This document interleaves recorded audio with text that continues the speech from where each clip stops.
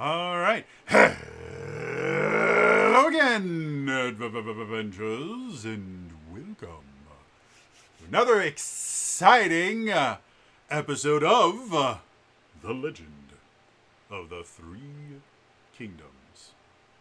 Yes, this is one of my homebrew D&D campaigns set in my weird messed up homebrew D&D campaign setting, and the people below me. Most of them were playing in my Dark Thun campaign, and one of them was watching. Mhm. So yeah. Announcements.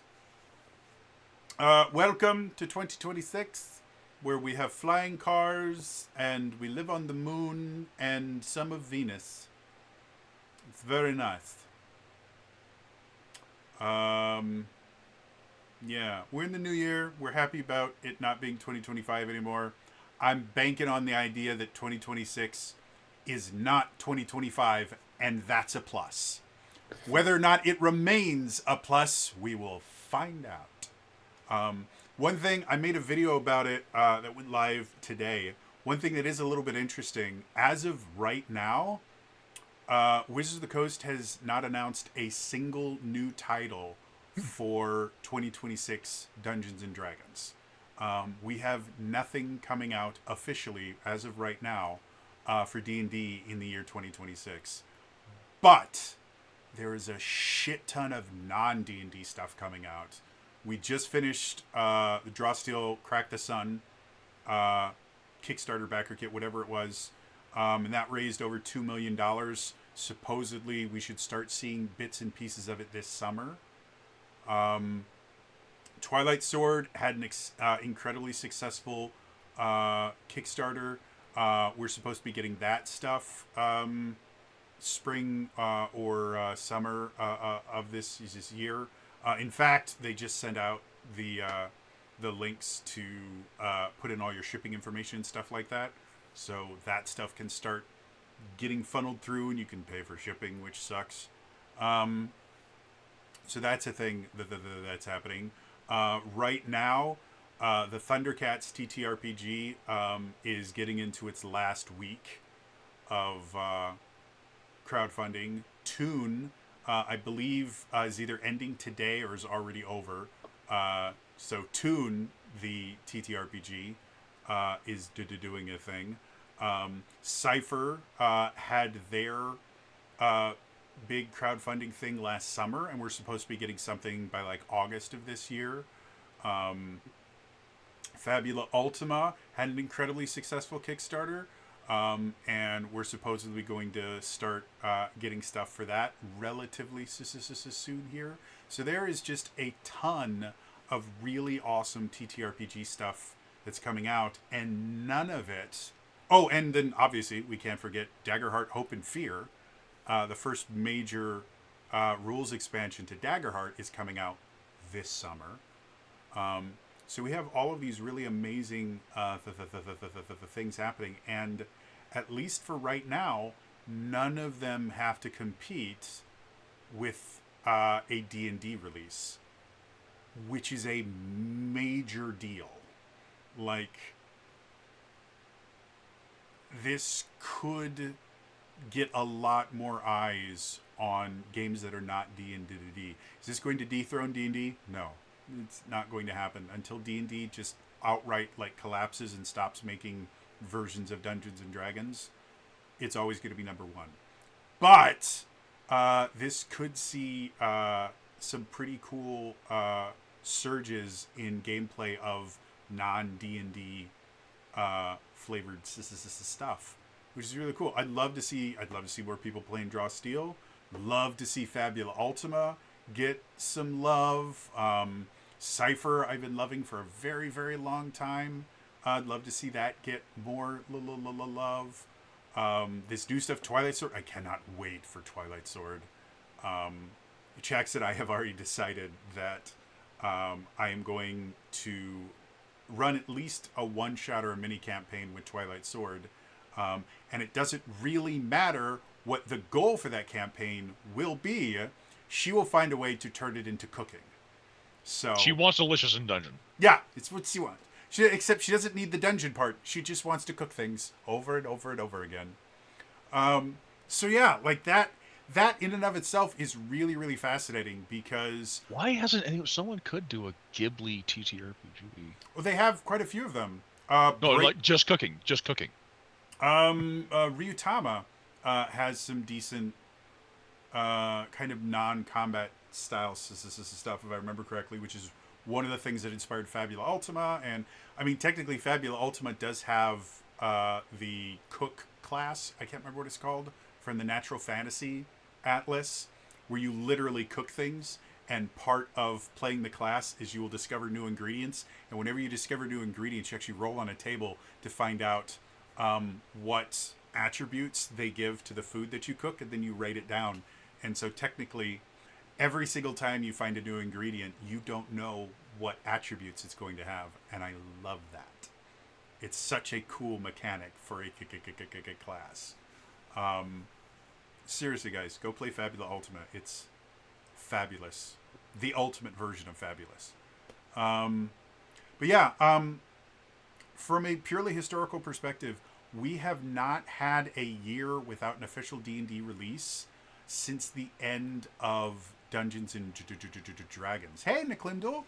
Speaking of Draw Steel, yeah, we have not had a year without an official D&D release since 4th edition. The very end of 4th edition, D&D didn't release any products, and I think it only lasted about 9 or 10 months. So we technically have not had a full year without an official D&D product launch in well over a decade.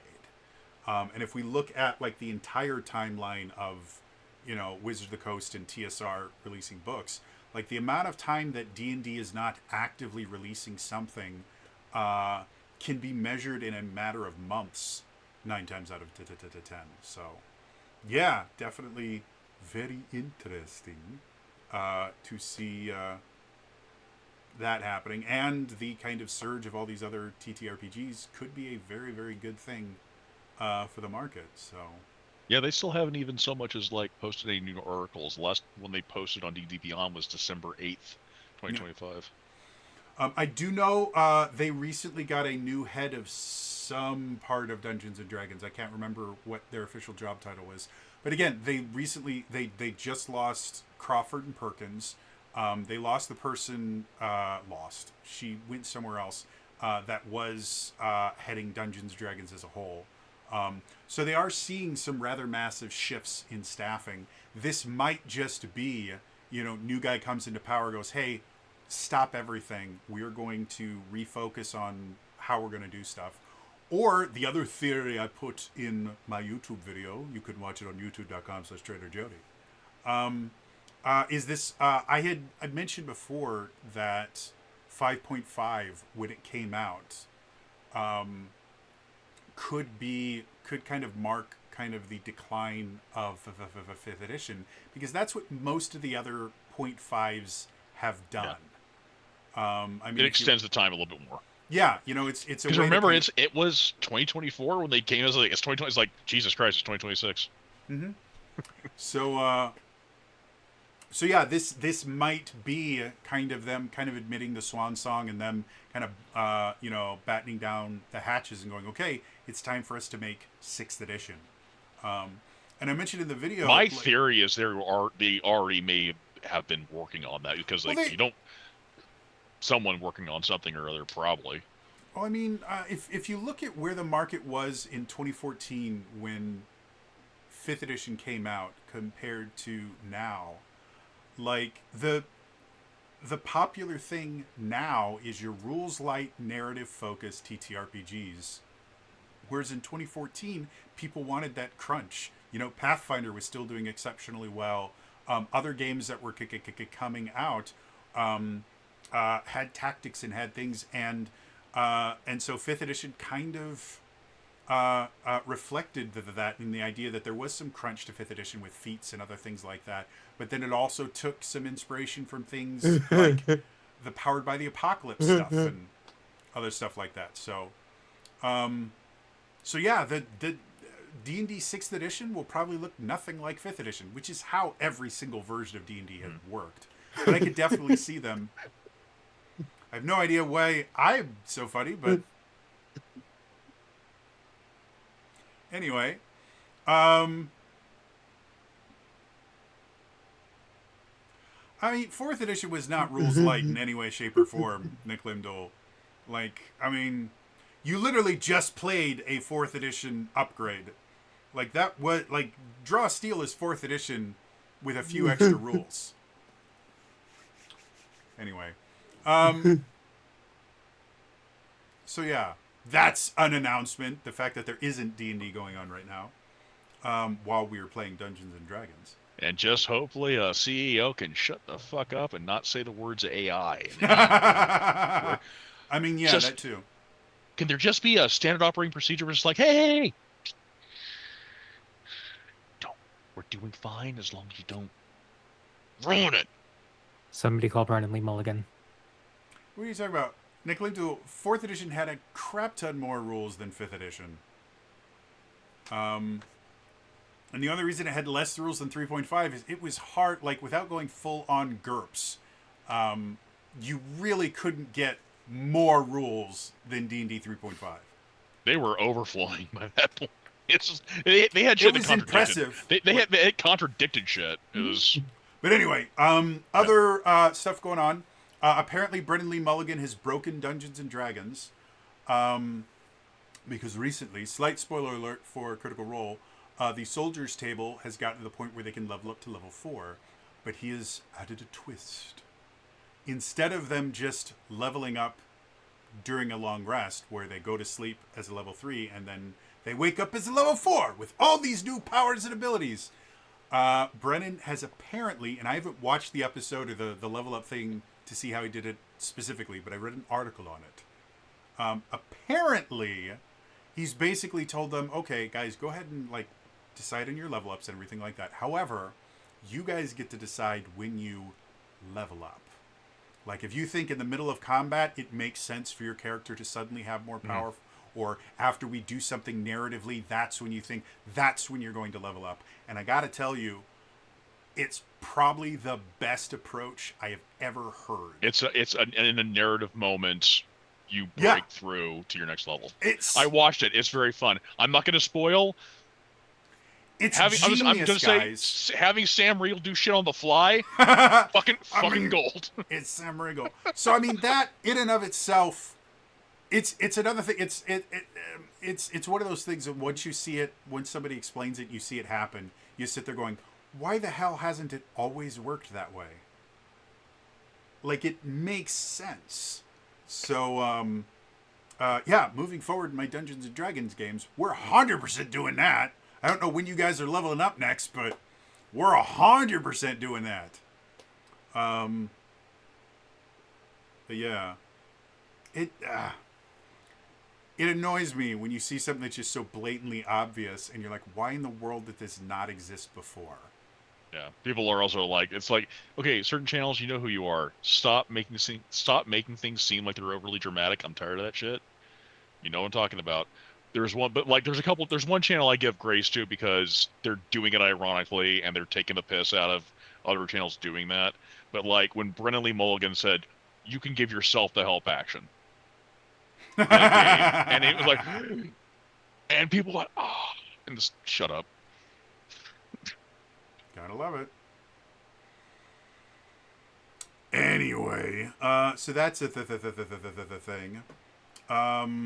Good Time Society just released a video, I think today or yesterday, where the title, I have to read the title of the video because no one will believe me if I don't. Where is it? There it is. Nope, that was the wrong one. I got it brought up. You want me to? I just need to know what the name of it is. Oh, there it is. Who Murdered Abria? Learn to storytell Blood on the Clock Tower. Blood on the Clock Tower, featuring Sam Reich, Whitney Moore, and I don't know who BDG is. Brian David Gilbert. There we go. That's the gentleman with the glasses and the beard right underneath Sam Reich. Oh, also they have what's his face, and they don't have his name on there. Which guy? The guy with the haircut. He's right next to Whitney in the thumbnail.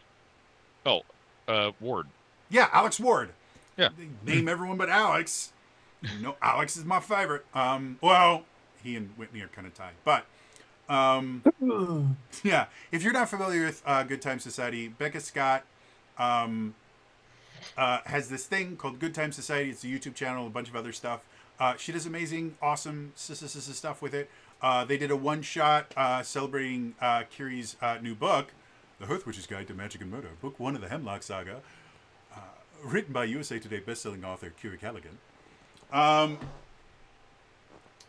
They do awesome, amazing, wonderful things. So if you're not subscribed, There's also go subscribe. there is a Venn diagram for them because Becca Scott also has a show on Dropout called Parlor Room, Yeah. and they've also done Blood on the Clock Tower there as well. Yeah. So Becca Scott does a lot of stuff with Dropout. She got her start on Geek and Sundry. I don't know if she's done a whole lot with the new flavor of Geek and Sundry, but that was literally where she started. And I can't remember if she's done anything with Critical Role specifically. I know she's done stuff with like Matt and Marisha and a few other like Critical Role cast members. I don't know if she's ever been on Critical Role. I can't. It's been so long. They're friends. Like they Yeah. know Oh yeah, each they're other. friends. Yeah.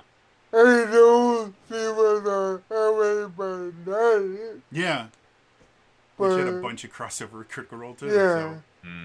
Anyway, so yeah, if you're not, if you haven't checked out Good Time Society, you should, because they're super awesome people. And I have a friend that works there, so you know that makes it that much cooler because they employ my friend to do awesome shit. Other stuff going on. Would Dropout announce something recently, or is doing something soon? Right? Gladlands is already out last week. Okay. It's That's what I was their thinking of. it's Mad Max with community and positivity. So it's just like so Brandon Lee Mulligan is running post-apocalyptic Mad Max, but it's all about trying to be supportive of one another. So it's really kind of a fun system. I know, so that's out. If not to that was the thing I was thinking about was Gladlands. But then I'm actually January 20th because I mentioned that last time in the other game.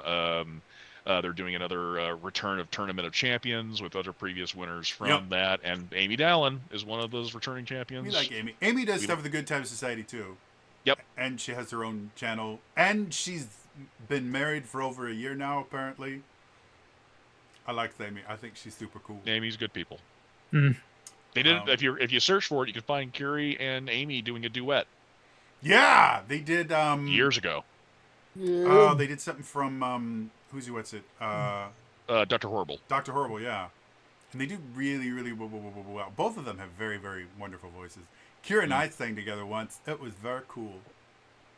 You can find that too if you look on Kiri's channel long enough. Because I think it's still. I remember when we were talking about it. She goes, so as far as like publishing this, I'm like, yeah, put it on your channel. No one will see it on mine.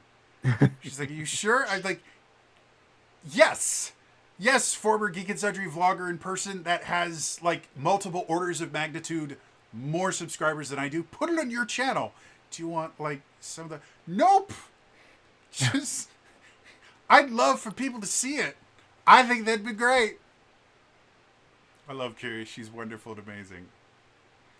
So yeah, any other stuff going on in the TTRPG world right now? Tomorrow, Critical Role returns. Oh yeah, Critical Role returns from its hiatus. We are still with the Soldier to the Table, which I do find kind of interesting because I wasn't sure how they were going to kind of run things, whether they were going to kind of like 1 week we're soldiers, 1 week we're schemers, and since the table split, we've got nothing but soldiers. So apparently they're going to go until. I do enjoy while the shit's going on, here's what's going back on over here. And so that's why they have like little excerpts from some of the other tables, like doing this and doing that. I guess I didn't see that. They have I'm like 5 episodes behind. It's usually during the start of each session. They'd be like, the last time with the college. University. Yeah. I forgot about that. Yeah, they touch base with that. What's going on with the theater? What's that called in a TV show? The thing that comes before the opening credits. Previously? No, there's an actual industry term for that little part. Prologue? No, I can't remember what it is, but basically it's a little part of a TV show that technically doesn't deal with the rest of that episode. If it was at the end, they call it a stinger. I can't Yeah. remember what they call the first part, though. Anyway, yeah, I forgot that they did that. But Recap? no, because that just tells you what happened before. This is just a standalone thing. A lot of sitcoms do it, where they'll basically have a really short joke that happens at the very beginning, then you get the intro, and then you actually get to deal with the plot. Bumper? Bumper, Cold maybe open? that's what it is. Cold open, that's the term. Oh. The cold open. Thank you. My brain was going to explode. So anyway, yeah, they have the cold open, but for the most part, like we have really dove deep, whatever the past tense of dive is, into the Sister Soldier table, and I'm assuming we're going to stick with them until we get some sort of resolution or some sort of act break. Yeah, I'm convinced we're edging getting close to the point where it's going to be a switch to someone else. We'll see. As I said before, like I'm like 4 or 5 episodes behind because my brain will not let me sit down and watch a 4-hour game. Seriously, I get it. That's what you guys do, but can we please just 2 hours would be so much nicer. I'm not going to do it. They have the abridged. That's their compromise. So if you want that, you can wait a couple of years. I was about to say, I can watch Campaign 4 while they're running Campaign 5 or 7. Oh, by the way, slight shout out to Brendan Lee Mulligan having second kid. That's not a. Oh yeah! I heard that on a podcast. Like it was on the Fear and podcast, and he just dropped that shit. Like apparently, I don't know if people are in the know. It's just like, goddamn, really? Oh God! He reproduced again, folks. His other child. It's been 2 years. Yeah, I'm just saying there are more Lee Mulligans running around, despite the fact that I'm pretty sure his last name is just Mulligan. But I like to think that he named all of his children Lee Mulligan. Well, and Izzy Rowland's an awesome person too. Yep. So, anyway, I think that just about does it for announcements, unless there's something else going on. So that's it. Unless there's something else going on in the world, there's lots of things, none of which is going to be brought up in here. That's a genie wish. Don't fucking invoke that. I guess we could mention this. I mentioned it last week. Todd Kenrick has joined Ghostfire Gaming's podcast that they run on Mondays as a regular panel guest alongside friend of the channel, Dale Kingsmill. I like Dale. Dale's good. And James Hake is going to go work at D&D Beyond. Yeah, because of course. Kenrick just interviewed Perkins again because these two just can't keep their hands off each other, or at least their mics off each other. But Perkins just did. I think he did 2 different ones because I have one here where he talks about what makes a great dungeon master, and I thought he did one recently as well where he talked about what makes a great player. Yeah. Yeah, he did that yesterday. Both of those are on Todd Kenrick's YouTube channel. And if you don't recognize the name, you probably would recognize the face because he used to be the face of Dungeons and Dragons interviews. He was the dude that would interview Crawford and Perkins and he kind of still is. He still does. He just doesn't do it for Wizards of the Coast anymore. But he does other stuff. He will do other interviews as well. Yeah, he's interviewed Mercer. He's interviewed. He covers basically like tabletop news in general now, and he does an exceptional job of it. So again, if you're not subscribed to him on YouTube, you really should be. I am plugging all of these people that are never going to show up on any of my channels. Excuse me, Dale Kingsmill. I mean Dale, yes, but yeah. To be perfectly honest, though, Dale and I have not had a conversation in a long time. Not because I wouldn't love to talk to her, but she's doing so many awesome things that the few times I've reached out to her, she's like, I'd love to, but I'm busy. Yeah. I did once, I will admit this on air, a little while ago when I was trying to grow my channel, I'm going to get serious about YouTube. I contacted Dale and I said, hey, I'm really trying to kind of get my name out there more into the like TTRPG space. Since you're on the Ghostfire Gaming podcast, could you kind of like put my name out there? I'd love to be a guest on there somewhere. And her response was, I don't make those kind of decisions. I'm like, fair enough. Hope you're having fun, Dale. So, yeah. She's good people. Alrighty then. I think it's time for us to return to the legend of the Three Kingdoms.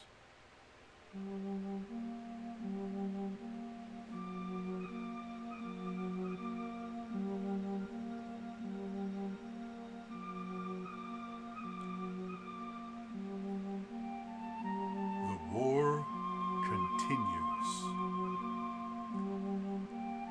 After defeating the last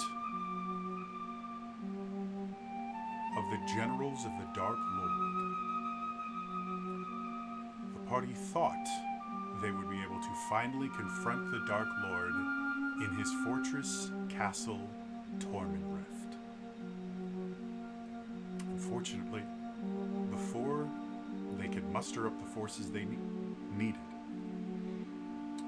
the Dark Lord addressed the entirety of Cruciatalia, telling its residents that Cruciatalia had become a failure, that he wished to start over, and so he would be sending his troops to destroy everything so he may start anew. The party got together and rallied all the allies they have had and made since entering Cruciatalia to attempt to fight off this invasion of extermination.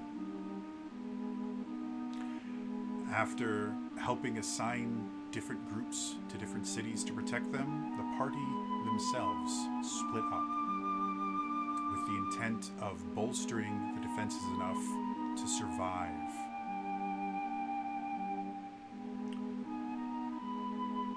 Three of the cities have been protected, but three remain. And now we return to one of those cities. All right, so let's put this on for right now. It has been a minute. Yeah, it's been. It has been a minute since we played last, right? I believe the things that you guys have dealt with thus far, you've defended... Gates, Evanthorn, and Middenwell. All right, cool. So, we still have Meisenford, Scornemote, and Ilmorn to protect. Yep. So, that being said, where would you guys like to go next?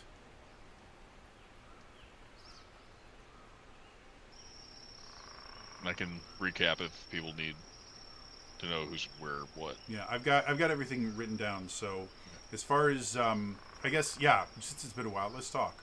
So for Ilmorn, Ilmorn is being attacked by a vampire knight riding on a citadel spider, and the minions that they have are spiderling swarms, vampire thrall swarms, flaming skeletons, and some beholder zombies. Scornemote is being attacked by a skull lord, basically kind of like a undead spellcaster, but not full-on lich. Who has That sounds like a heavy metal. 100%. Skull Lord. Oh, we could have They a battle have of a the bands. stored giant skeleton for their war beast. And their minions are mounted skeleton knights, skeleton archers, sword wraiths, and new vampire troops. And New vampire troop just dropped. New vampire troop, funny enough, is the name of my damn it, who sings the Black Parade? It's not My Chemical Romance. There we go. Yeah, it's My Chemical Romance cover band. There we go. And then for Meisenford, We have a Death Knight that's leading their forces. They have the Night Walker for their War Beast. And their minions are Skeleton Warriors, Ghoul Swarms, an Alhoon Coven, and Giant Spiders.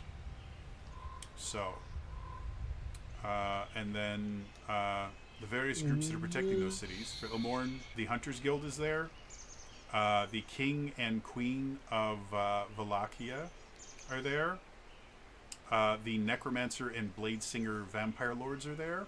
And then Vala is also protecting Ilmorn. For Scornemote, your monk friend, Henri, Colin, Terrace, Liliane's friend, and then Liliane is in Scornemote. And then finally for Meisenford, you have the Evoker and Warlock Vampire Lords. The deputies from Scornemote, Kevin and his crew, the crossbow dude, the blacksmith, who's the father of one of the other people that we dealt with. Yeah, thank you. And then Relwyn is also in Meisenford. So, that being said, I think isn't Colin also in Scornemote? Yeah, I mentioned Colin in Scornemote. Okay. Yeah. So Colin, if I remember correctly, Colin's the guy that you guys saved from Werewolf, The right? Canterbury. Yep. Yeah. And he's a Kensai. So, that being said, where would you guys like to go? And as a reminder, the base DC, as you guys go further, keeps getting higher for you guys to be able to hit. It started at 11, went to 12. At this point, I think we're moving to 13 for our base DC for everything. So, the further we go, the more difficult it becomes for you guys to succeed. Beyond that, what are you guys thinking? Where do you want to defend next?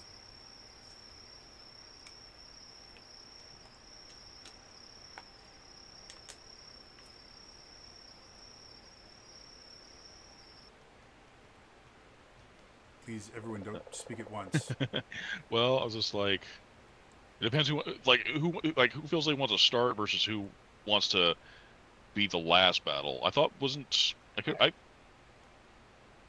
thought someone said they wanted to be last, but I don't know. I might be misremembering that. No, I think I've said Ilmorn with Vala should probably be the last, just because I think I've got some of the heaviest hitters in Ilmorn. And I'm not. Ilmorn is not going up against an effing Nightwalker. And if So you that guys need leaves- clarification on any of the stuff here, just let me know. So that leaves Mizzenford with Rowan or Scornemote with Liliane. So we dealt with all the cities that we're not in. Yep. Mm-hmm. But Yeah, I think the one that none of us were in was, I think, Midwell, maybe. Yeah. Yeah. Yeah, no one's because we did one. The Klausgate was Argenta, but then we started talking. And then we went after that as Yeah, because other ones Ebonthorn we were kinda- didn't technically have any of you guys in it. yeah. And then who's the other one? Middenwell. Klausgate. And then Middenwell. And so we kind of like Yeah, so the two that didn't have you guys have Yeah. finished. it was because of the DC. We kind of like, well, maybe we should Yeah. have like the unpartied people cities. Maybe they ought to go so the DC won't bugger them too much. So I think between Mizzenford and Scornemote, we can either, if anyone has a desire, or we can just do rollies. Rollies, rollies, rollies, rollies. I'll do. I mean, do you guys like the idea of fighting a Skull Lord tonight? or a Death Knight?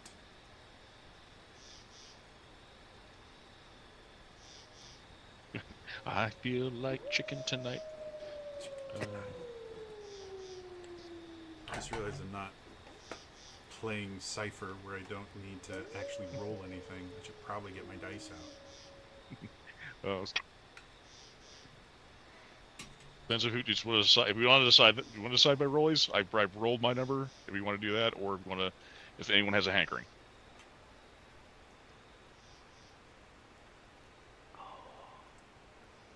I don't know. Roll it out.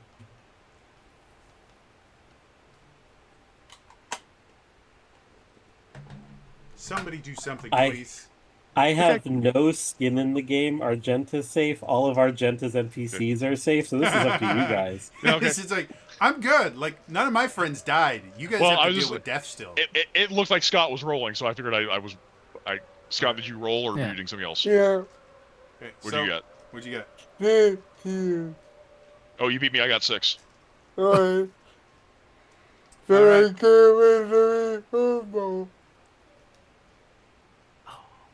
All right. So, Scornemote is one of the closest cities to Minwell. There's no, long trek like you would have to get to Ilmorn.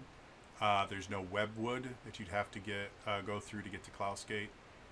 So getting to Scornemote, again, all of you, when this started, you basically had a week before the attack was going to go on.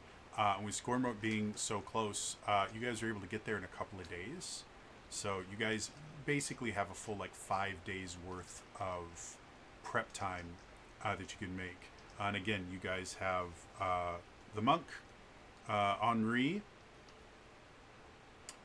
Colin, Terrace, and Liliane. So why don't we kind of divide up roles? I'm going to assume here that Scott, you want to play Liliane. Yeah. Makes sense. What is Henri's power? Henri, I don't have him. let me look. Henri is not Lillian's father, right? Or is that Lillian's father? I believe that's her father. Yeah. Yes. Henri's okay. Yeah. She'll be a queen. Yeah, I have Dark Lady's Grace. yeah. I'm just. There it is. Yeah. So Dark Lady's Grace, which is a heal. So basically, we had two different clerics of the Dark Lady. So Balthazar, he can invoke the Dark Lady's name to do some sort of harm, whereas Liliane can invoke the Dark Lady's name or technically not her name. There's lore reasons behind that, but her power to do some sort of beneficial healing. I have it down as a buff. You guys can decide while we're playing exactly how you want that to go, and depending on how much you want to do with it, it will kind of change how difficult it will be. Does that make sense? Yeah, and is he a cleric? He is, yes. Okay. Specifically of the Dark Lady. Okay.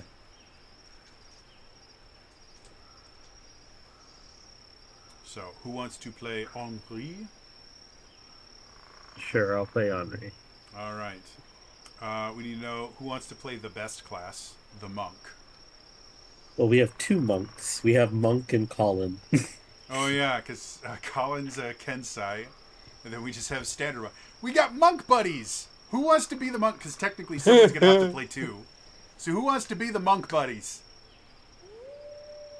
Or we could divide up the monks. Two different people could be monks because they are the best class. So Given Relwyn's utter silence. I'm sorry. I was just trying to figure out where one. I know Colin is I was trying to figure out where the other monk came from. The monk, the other monk came from Scornemote.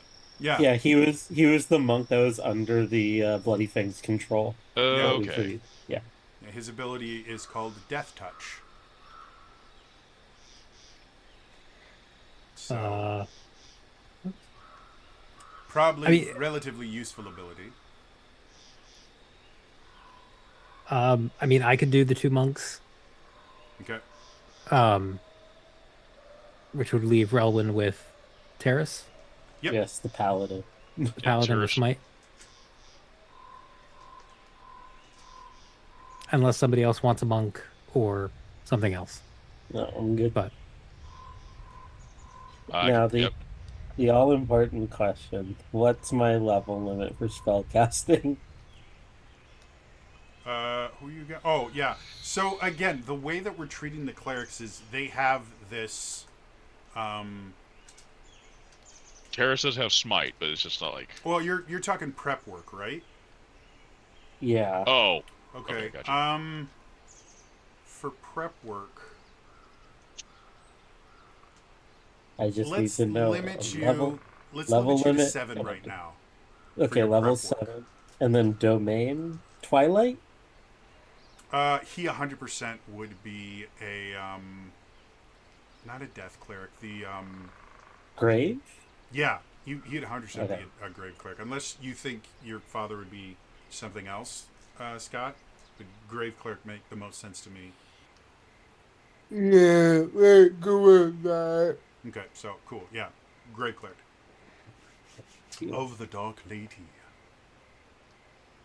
So, so for prep work, what are you guys thinking? Again, you have a full 5 days, and you technically have the denizens of Scornemote. As a reminder of what happened in Scornemote before, um, there was a large dragon that you guys still haven't found, by the way, that attacked the Church of the Dark Lady that used to be there. Left this crater that eventually the Bloody Fang used as his kind of base of operations. So in the middle of Scornemote is a giant crater. Otherwise, the rest of the city is, you know, pretty typical medieval town life that used to have a super cool church in the middle of the city that everybody went to, and now has a big old hole. how steep are the sides of that hole? Uh, Gradual enough that you don't have to worry about like falling or sliding into it or anything. I'd say like maybe like I don't know, like 20-30% or 30-degree incline. Like not bad at all. So There's I know that we all know that there's like a space down there that's like a building that the populace could stay in during the fight. Oh, Um, just as a reminder, there is a sphere of annihilation down there. I don't know if that's a factor in Yeah, personal, that's fair. We shouldn't touch that then. but it's been Yeah, it's been revealed. But oh, um wait a minute, is there something? Okay, Vala never picked this up. I believe it was Scornmote, right, or was it somewhere else? Those custom order cloaks or whatever. yes. Yeah. My yeah, Those shroud uh tarps or whatever. there were You put traps where they had enchanted cloths over them yeah. that made them look like what was underneath them, and Vala went and asked someone to turn them into cloaks and then never picked them up. The bitch. Well, to be hey, fair, hey. they weren't going to be ready the same day, and so we just decided to. Curtains of elfin kind I have in my inventory. Um um yeah, I think Vala would have said something to Liliane like, "Hey, by the way, when you're there, if you think about it, So yeah, you I was thinking guys. it was like it could be an asset if you wanted to like. Yeah, you guys do have access to. I think you made four. You requested 4 of them, right? Yeah, probably that would make sense. Enough for seems everyone's reasonable." party. So you guys would have 4 cloaks that are designed to basically emulate whatever is kind of beneath them to make it nearly invisible. Well, my idea with the hole was to maybe lay a trap for the mounted skeletal knights, but given that it's not, doesn't seem too hard to get out of, that probably wouldn't work. Yeah. Unless we can move that sphere of annihilation. If you want to, trying to think, I don't think you really have anyone here that has the Yeah, we really magical don't have a knowledge spellcaster in that that would be regard. required to understand how to Right. do that. And I don't Man, think you guys ever found. The thing with Sphere of Annihilations is they have like a control bracelet that you can use to control them. But I don't think you guys ever found them. So yeah. No, we didn't. Can't send like Kevin down there, even though he's not here. Some say, thick gloves. Kevin, just if it burns a little bit, that just means it's working. All right, try harder. Maybe headbutt it. Is so for my prep time. I don't like because this town was like ravaged, but they have had some time to like gather everything. Would there be a gem encrusted bowl worth 1,000 gold? What specifically do you want to do with said bowl? It is the material component for Heroes Feast. Yeah, if you wanted to, yeah, I'm 100% fine with you using a day of your prep time, basically the last one, to Heroes Feast. All right, that'll be one of my days. So I have 4 left. So what about the rest of you guys? The town Mm. itself, effectively what they've been able to do, because it hasn't been that long since you guys left Scornemote, because you basically did Scornemote and then immediately to Klossgate and then Ebonthorn. And that whole process took like a month and a half ish when you factor in like travel time and all that other stuff. So in the month that it's been since you guys were there, the big thing that they were focusing on is dealing with the tax collectors because they are second closest to Rathfont, and we're expecting tax collectors to come very soon. So they did everything that they could to make things look as much as, you know, situation normal, you know.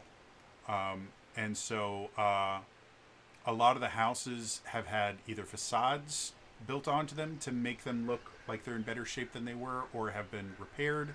The pit has been kind of fenced off, and they have put things in there to make it less blatantly obvious that there is a giant hole, like shrubbery and other stuff like that. They have the construction signs with the blinker on, and the sign says "Excuse our mess." Yeah. Every so often you'll see one of those, like, you know, A signs with the dude slipping on wet floor. Except instead of slipping, he's putting his hand into a sphere of annihilation. So that's effectively what happened, is a lot of kind of facade work and a lot of making the city look better than it actually is. So I think Colin and the monk with no name would like to try to talk with some of the locals and see they have an idea of some kind of trap to be able to spring on like the mounted skeleton knights. Okay. So either like a pit trap or maybe even something more mechanical, where like if they can get the knights to charge, having something that could pop up out of the street or in from like the sides of the houses to create a barrier. So the deputies and what's his face? The sheriff. They were all armed with primitive firearms, but firearms nonetheless. So in the town, they did have kind of tinker's tools and manufacturer's shop to create ammo and other kind of very precise machining that would be required for, like, even with things like flintlocks, you still needed the ability to machine the various pieces. So creating like one-time use, for lack of a better term, like arrow trap style things would be something that the things would be available there for that, and Okay. somebody in the town would have expertise. Now, for them to be utilized correctly, one of your characters would have to help them, or both would have to help them with that. But I would say if you want to make me d20 roll, go ahead and add 5 to it. Let's say we'll see how many and how long it takes you to do that. 23. 23. Cool. So I'll say that you are able to set up the 23. Let's say 4 traps. What you have to decide right now is do you want them to be spring traps where either a pressure plate or a tripwire is what sets them off, or do you want them to be detonation traps where you have something that causes them to go off? And you can have any mixture of those. The differences are going to be detonation ones are going to be easier to hide because they don't need to have something to trigger them visible, but will require someone nearby to push the button. Whereas tripping traps will be easier for the enemies to detect before they get there, but also won't require someone standing there. I'm going to say 2 spring and 2 detonation. Okay. But the idea of that spring though, because they're kind of focused on the mounted, would have a much higher kind of pressure. So it could be, I think, maybe buried a little bit deeper. Okay, so require a little bit more weight so that, like, just regular people could literally run right over it and not have to worry. So like monks that are known for being fleet of foot and light-footed could just like Okay. just full bore right across it without having a worry. And the hopefully the knights will just be going too fast to be able to notice the little cutout in the pavement where the Yeah. sensor wires are. I will say, if that's the way you want them to work, there that does add a failure chance to where the knights might not be heavy enough, might not step on the right spot. But 100% you can do that. If you want to make a note of that somewhere, because I will forget it. Okay. All right, so I'll say with how much work you're going to be doing with that, I'm going to say that's probably going to take 4 of your 5 days of prep. Okay. So, any other prep that you guys want to do? Lillian, did you have anything specific? Because you spent a significant amount of time in Scornemote, so you would know the city pretty well. Yeah,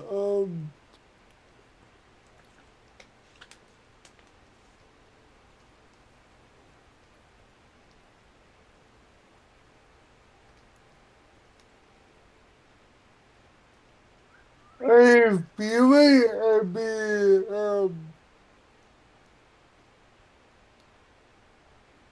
I helping a bunch with the crap. Okay. So I'll say with Uh, Lillian's help, that would drop you down to 3 days of prep for the traps. Okay. Did you have something, Chris? yes, I don't know if it's possible after finding the bowl, but is there 1,000 gold worth of ruby dust? For what in particular? A forbiddance ritual. Remind me what that does. It would essentially make a safe house, but I'll read you the spell so you know why.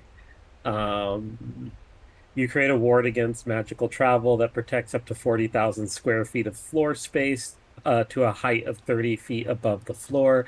For the durations, creatures can't teleport into the area, such as those created by the gate spell to enter the area. The spell proofs the area against planar travel and therefore prevents creatures while It's prevents basically planar travel. But anti-teleportation, effectively. but the addition is, in addition, the spell damages types of creatures that you choose when you cast it. Choose one or more of the following. Undead is on that list. When a chosen creature enters the spell's area for the first time or starts its turn in there, the creature takes 5d10 radiant or necrotic damage, your choice, when you cast a spell. Okay. So, my question to you would be, where do you want this set, and how long does the spell last? A day, so it would be like the day before. Yeah. It Okay. would take me 20 minutes to do the ritual, Yeah. so it's doable. So, do you want to set it literally up as a safe house where it protects people, or do you want to use it in a more offensive way where you're going to place it in a place that you think troops are going to come through? We could do that, place it in a place troops are going to come through and possibly be led into. It's up to you. Yeah, I let's just let's let's use it as like a trap that anyone could try okay. and use. So for the logistics and everything, I'm going to say that combined with your heroes feast and everything, uh, that's going to be kind of your prep work for that character, especially since you're spending 1,000 golds of ruby dust on it. So yeah, go ahead and write down somewhere that you basically have, what was it, a 40 foot by 30 foot cube? Yeah, So 40 by 40 by 30. it basically will fit along the dimensions of a house as long as it's not higher than 30 feet and it's 40,000 feet of square space or less. Okay. So it's just one building essentially. All right.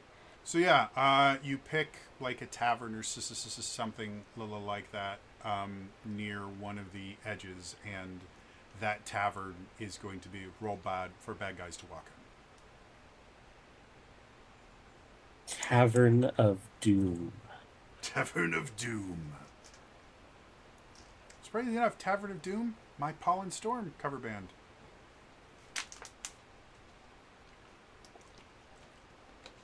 All right. No, Go ahead. crap. Could we maybe use Baba Talk to make a tripwire even harder to detect? Absolutely, I could see that. If you're Cause there were two of them with tripwires, right? so there's two tripwire traps. Um, and again, we already have a complication with them of they're specifically designed to require more weight than the average person. Yeah. So yeah, if you were to, it'll effectively mean that there's very little, if no, possibility of the enemies seeing them. You still have the failure chance of not enough weight. Yeah. But Yeah. it'll get rid of the downside of, well, they might see them before they get there. Alright. I'm good with that. Any other prep work you want to do? There was a take up all four of them. The All other four the of other them. two are detonator ones, which are already hidden Yeah. fairly well. Again, But their problem is that. we have four parts. Yeah, So it would only take. Well, I guess they're bigger than a human, so yeah, I would say it would take all four of them to cover two of the alright. traps. Alright. That makes sense to me. Alright. Terrace, Lady Paladin, did you have anything in particular you wanted to do with her Well, prep? yeah. Here's the thing. There's only so much you can do, like prep wise. If I'm even doing a guesstimate, because I have a paladin, I'm just reviewing kind of things. If I'm thinking anywhere close to similar level, and I'm thinking like people are preparing, people are getting their affairs in order, standing for a battle, going for a battle. It would take a little bit of if you would like to do a little bit of liberty here. She could perform ceremony or ceremonies, since there wouldn't be a lot to do with that, because one of which could be coming of age. It's normally reviews for like one humanoid, young adults coming of age. There, there's also dedication as well, and then there's also after we could also go like Pirates of the Caribbean here, and there's also wedding. Well, so So what? like people like performing ceremonies to like morale, held the community, unifying them together, performing various ceremonies. Because like it wouldn't take so much. If we have 4 days, I figure like maybe terrorists could do something like that to Okay. I'm unify everyone as I'm gonna best we say could. for this town in particular, because of what's happened to it thus far, we are going to have an additional thing they're going to be tracking, which is basically how much the town is still standing, and the There's been a lot of people who were here, if I'm wrong, have been like basically they've been covertly the resistance. They've just been out of sight in Scornemote. yeah. But anyway, so the how much the town is still standing will affect your guys' roles and stuff like that, because it'll be how much the town is willing to fight. As more of their buildings kind of collapse, more of the town is just not there to be defended. So if you want to use your ceremonies basically to kind of buff up the townspeople so that they're better able to defend the buildings and things like that, I'm good with that. If you want to use your 5 days of prep to do that, yeah. Okay.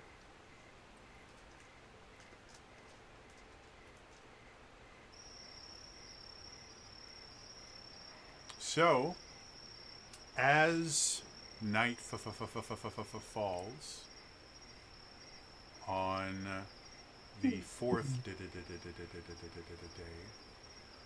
the town has been kind of preparing. They're reinforcing various, buildings and things like that to withstand the onslaught of this fight. The town itself is tense. The populace is not quite sure this is a battle that can be won, but they're willing to fight it nonetheless. And so you do kind of get that kind of feeling of a lot of people are not expecting to be here in a couple days, but they're still moving forward.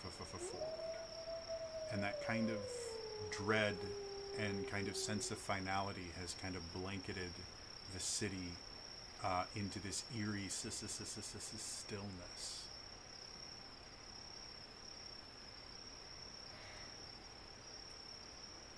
As dawn rises on the fifth day, and you all are kind of expecting the Dark Lord to attack at night, the town itself gets determined. The ceremonies that Terrace has been performing in the name of the Dark Lady have kind of started to bring back some of the social function that the church used to provide, in addition to it being, a gathering place and a religious focal point. Like, there was a lot of social aspects to the church as well that were kind of destroyed.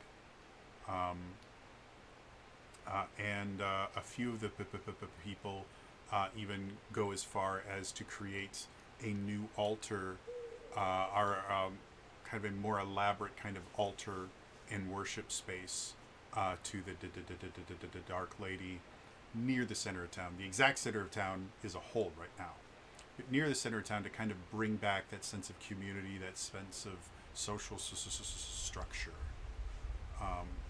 And as twilight starts to come, you guys watch as Henri starts taking his jewel-encrusted bowl and creating the hero's feast. And he kind of informs everyone, eat as much as you can. This may be some of our last meals, but if it is, you will die brave.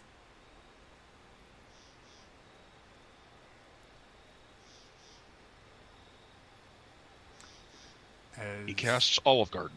Yes. When you're here, you're family. Oh, And that's for some odd reason, Cheesecake Factory as well. Like, they've never paired up before, but this is the time for capitalism to take a back seat. I can't Well, remember what the tagline for Cheesecake Factory is, but it's all breadsticks, chicken nuggets. There's a sweet and sour sauce fountain. yeah. Golden Corral. Something Oh, Curry Buffet. Just to say, an old country buffet comes back from the dead. there's something for everyone. Can't Anyway. forget Cracker Barrel. Oh yeah, gotta have Cracker Barrel. And Yeah. you guys watch as the Cracker Barrel rolls in. They have that new sign. Someone comes forward and like Terrace comes forward and just slashes it, and the old Cracker Barrel logo shows up, and everyone cheers because hot damn was that a dumb idea. I do love the fact that the CEO that came up with this brilliant idea has been fired, by the way. So at least there was some justice for that monstrosity. Like, they 100% they will be teaching that in business schools for decades. Like, one of the things I learned about in marketing were the Quiznos. I can't remember what they were called, but The mutant hamsters. they had this advertising push where they just had these strange mutant hamster looking things singing about Quiznos. Quiznos! Quiznos! Quiznos! It was the weirdest thing, but it was remarkably effective marketing. And so, yeah, I will guarantee in marketing classes going forward, you will learn about the Quiznos crazy mutant hamsters and Cracker Barrel just completely Angering a shit in the nation. bed. Just angering a fucking nation is like the list of things to be concerned about. Oh, The impressive thing was there was a lot of bad shit going on, and people, despite all the bad shit going on, we still all came together to admonish Cracker Barrel. the actual Heroes Feast is the largest hero sub.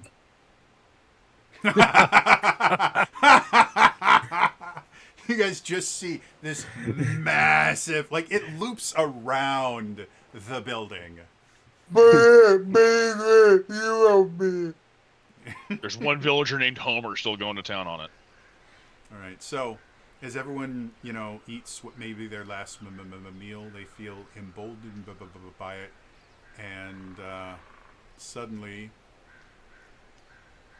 peals of thunder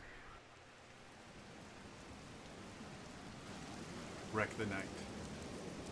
You see the night sky light up as the permanent cloud cover that covers all of Cruciatalia is ripped apart by these brilliant, bright white and blue bolts of lightning.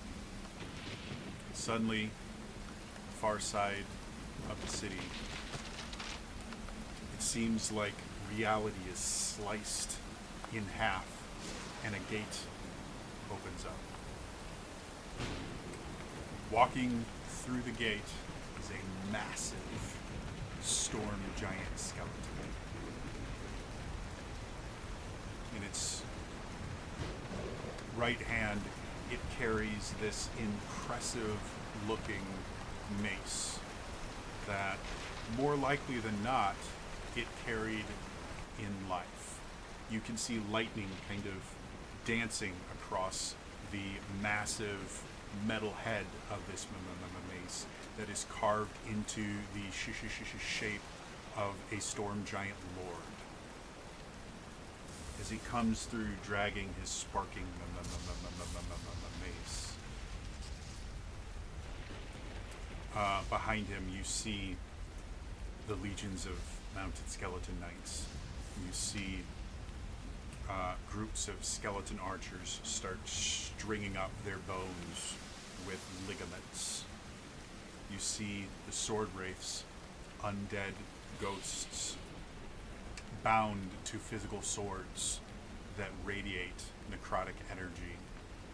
And then carrying up the rear, you can see newly transformed vampires. Some of them coming forward with just claws, some of them wielding weapons, all of them ready to feast on the various denizens of the city. And then at the very end, you watch a skeletal sorcerer come through the gate. You guys can see arcane necromantic energy just radiating off of his tattered robes. You can see his skull is a flaming, or his head is a flaming skull. Little bits of green lightning dance across his bony fingertips. He uses magic to amplify his voice. So, you have decided to resist. This is a very bad move. But my lord is a merciful deity. He has allowed me to offer you a gift. Those of you that come forward, fall to your knees and beg the Lord of Existence for forgiveness shall be forgiven.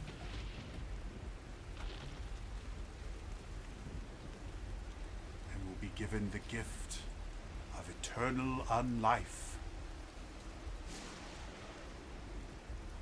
Come forward, those of you with faith, and receive the blessing of the Dark Lord.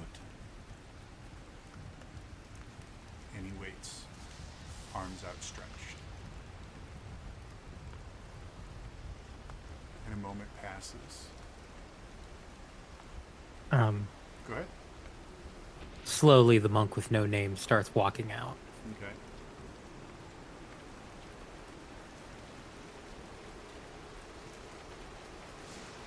Just walks straight up to him. Okay. As he's walking, he goes, well, I was expecting more. We will gladly bless you, my son. And You see- ain't my pappy. Okay. And he's gonna get how close is he when he says this? I will say he's not able to get, like, the Skull Lord is going to be behind all of his troops, kind of raised into the air. So he wouldn't be able to get close enough to the Skull Lord to be able to touch him in any way, shape, or form. He could get close enough to any of the troops aside from the Storm Giant skeleton. Damn.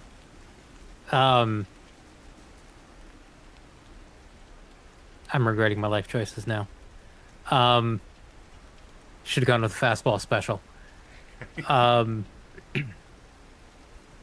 I think he's gonna go. I think he's gonna go after the vampires and try to lose himself in there, Okay. and then just start hitting the vampires and try to punch them. Okay. So you guys watch, like, all of you guys are prepared for an epic confrontation. And then as everyone's getting ready, for Colin, being a Kensei, he has multiple Kensei weapons. One of the things that he uses is a glaive, guandao effectively. But he also has a longbow. So he strung up his longbow and he is kind of prepping for it. And he watches as his monk buddy just starts walking away. And everyone else is just kind of confused. And so let's give him a name. What do we want to call monk buddy?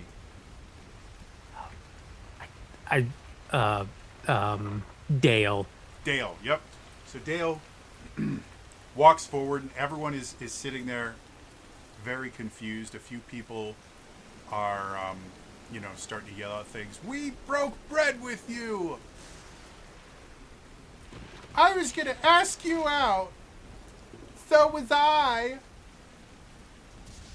He gets to the front. The vampire troops kind of stop him and kind of, as he gets close, one of them, fresh meat. And the Skull Lord, again, well, I was hoping for more. Then you start seeing the kind of necrotic energy start forming in his hands. And then you watch as Dale says, "You ain't my pappy," and then kind of looks like he's falling kind of backwards, spins around and clocks one of the vampires. Let's brief refresher on how everything works here. All allies have some kind of ability that they can use. Dale's is called a death touch.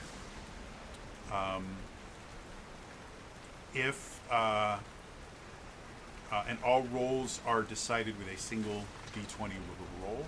The base DC right now is 13, so you have to roll a 13 or higher.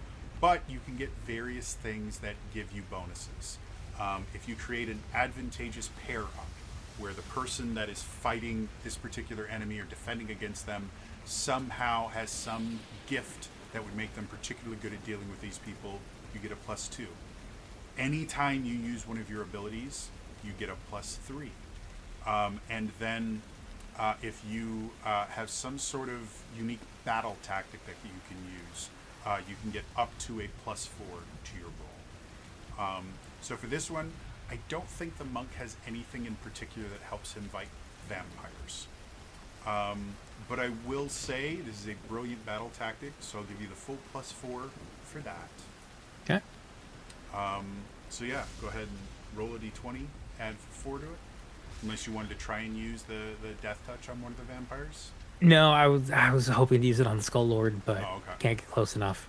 Just for reference, the way that this death touch works, and the way that it works in D&D in general, is they make a hit, and then if it's successful, that character is effectively marked with their death touch, and they can choose at any time to activate it. So it's not an instant death thing. It is, I mark you, and when I feel like it, I'll turn it on. And normally So what would like, happen, there's a save. We'll deal with that slightly different in this. almost the five-fingered death. That's exactly what Absolutely. it is. Okay. 5-point exploding heart technique. Yeah. That's it. I will say my character's going to use pocket sand on the vampire to get the +4. Okay, sure. So he gets up there. You ain't my pappy, pocket sand. And 7 is not enough. That's with the +4? That's with the +4. I rolled a 3 on these dice that are going to be in timeout right now. Cool. So, as he kind of spins around, the vampire he's attempting to attack moves blindingly fast and catches his kick. And you see this grin split his mouth, and suddenly he brings the person in and sinks his teeth into the neck of Dale. Ah! You watch as Dale's eyes go wide for a little bit and blood starts pouring down his chest. It takes just the briefest moment for Dale to kind of refocus, and he kind of elbows him in the face to kind of break the lock, and then does everything he can to get the back away. But he does take 2 hit points of damage, and every time you use him from now on, we're going to just do a flat d20 check. 10 or higher is a success. He has to roll to see if the bite is starting to change. Oh, huzzah! Yeah. By the way, that hero feast, did that do anything mechanically for us? Temporary You're hit points? immune to fear. Got it. Is there anything else that heroes fear? I mean, There's it a gives you temporary hit points. bunch of other stuff. Yeah, boosts your HP. It makes you immune to poison. So yeah, if there's any poison-based things, you guys are completely immune to it. Anything that causes fear, you're completely immune to it. Let's say everybody gets one, just because it's not a one-to-one relationship. Everyone gets one temporary hit point that Okay. ate it.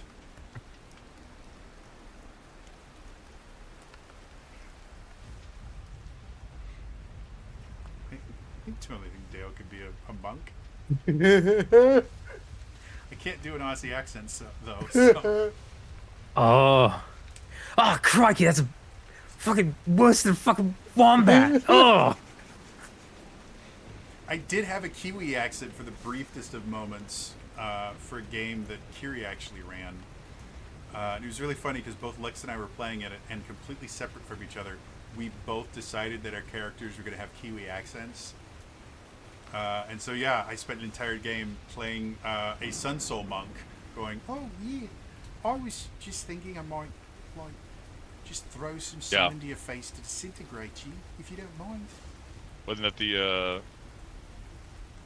that was the one Kiri DM'd? Yep. Yeah, that was Zip. Oh, yeah! It was fun. Anyway, so yeah, Right. unfortunately... As he runs back, he says, all right, you buglers, let's go. Come on. So, as combat starts, we're going to use, again, the modified version of, or actually not really modified, we're just going to use Popcorn Initiative. Because that failed rather impressively.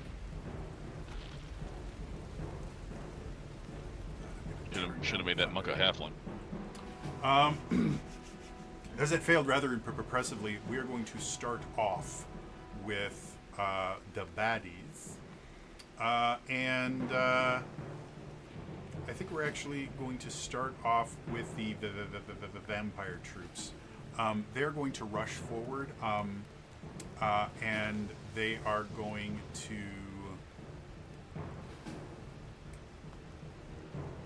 They're actually going to aim for the populace themselves. They're not going to go after any of the heroes.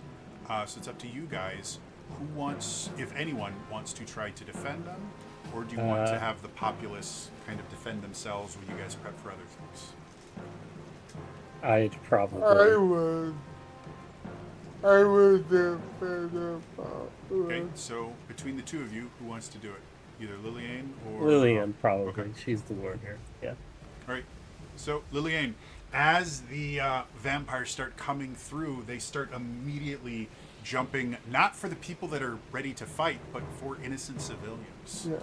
How does Lillian react to that? Well, first she would activate the radius word. Okay.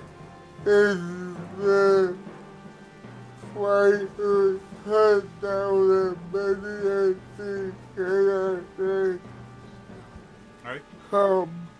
So, Lillian, as you move forward, you see the vampires coming at you, and your first thought is like, okay, let's do this. As you draw your blade, nicks your hand, and the blood starts to travel along the blade, instantly lighting up to this bright white light. But as you kind of prepare to deal with them, you watch as they immediately kind of take a left turn and start going into one of the buildings that has civilians in it, completely bypassing everything. So Lillian charges forward, realizing what's happening, breaks in, and you see a group of about five people, mostly or entirely women and children, kind of cowering as these vampires are just... And they start reaching towards them. Go ahead and I will give you, obviously, advantageous pair up. You were built to kill vampires. We'll give you... are we going to... Because Lillian as well basically gets to use their abilities. Every hero gets to use an ability twice. So do you want to treat your blade as your ability and get the +3 and all the kind of benefits of that? Or do you want to kind of... That's just how you fight. And we'll just leave that as flavor. I feel like that's how Okay. but it's very good for the fire. Okay. did you want to use an ability here, or have any particular tactics that you wanted to use against them, or are you just gonna go? Nope, we're done with this. We're doing this now. 'Cause this is you defending. This isn't your turn, so. Yeah, I think fight is not maybe with the vampires and the civilians, and Okay. we're doing it now. All right. So yeah, DC 13. You get a +2 for the advantageous para. That would be a. Yeah. Did you say 16? Yeah. Awesome. So. 4 So as the people are kind of cowering in fear from what's about to happen, Lillian kind of bursts into the door, wreathed in. Well, it rhymes. Wreathed in light radiating from her sword, and as she comes in, one of the vampires sees the kind of light coming from your blade, and most of them start kind of retreating to find easier targets. One kind of stays there, draws his own very large greatsword, and starts kind of battling with Lillian, doing everything he can, and he is just completely incapable of doing any sort of damage, as Lillian just kind of blocks everything off and is forced to retreat without getting a meal at all.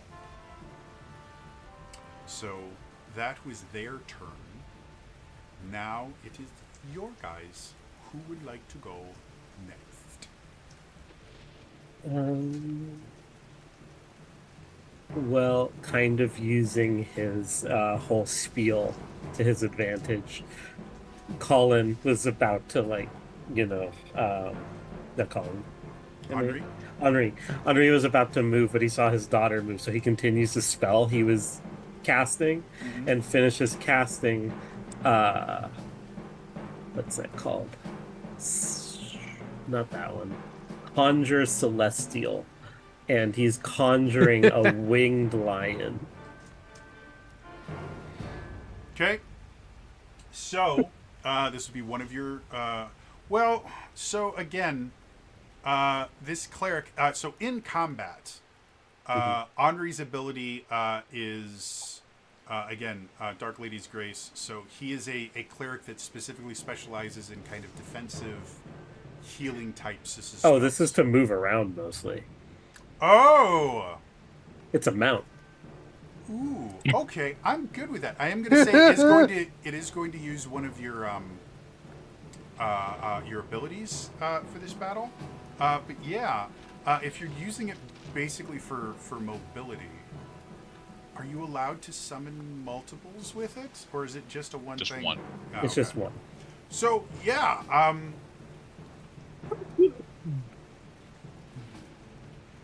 what do you want to do with that additional mobility? You can't use another spell, but if you want to try and attack as part of it, or shore up somebody else's defenses to give them a bonus later on, you can 100% do that. But. I was thinking as the lion was summoned and he was, climbing on, it would tear into the vampire's ranks before, because, it needs a run up before it takes to the skies.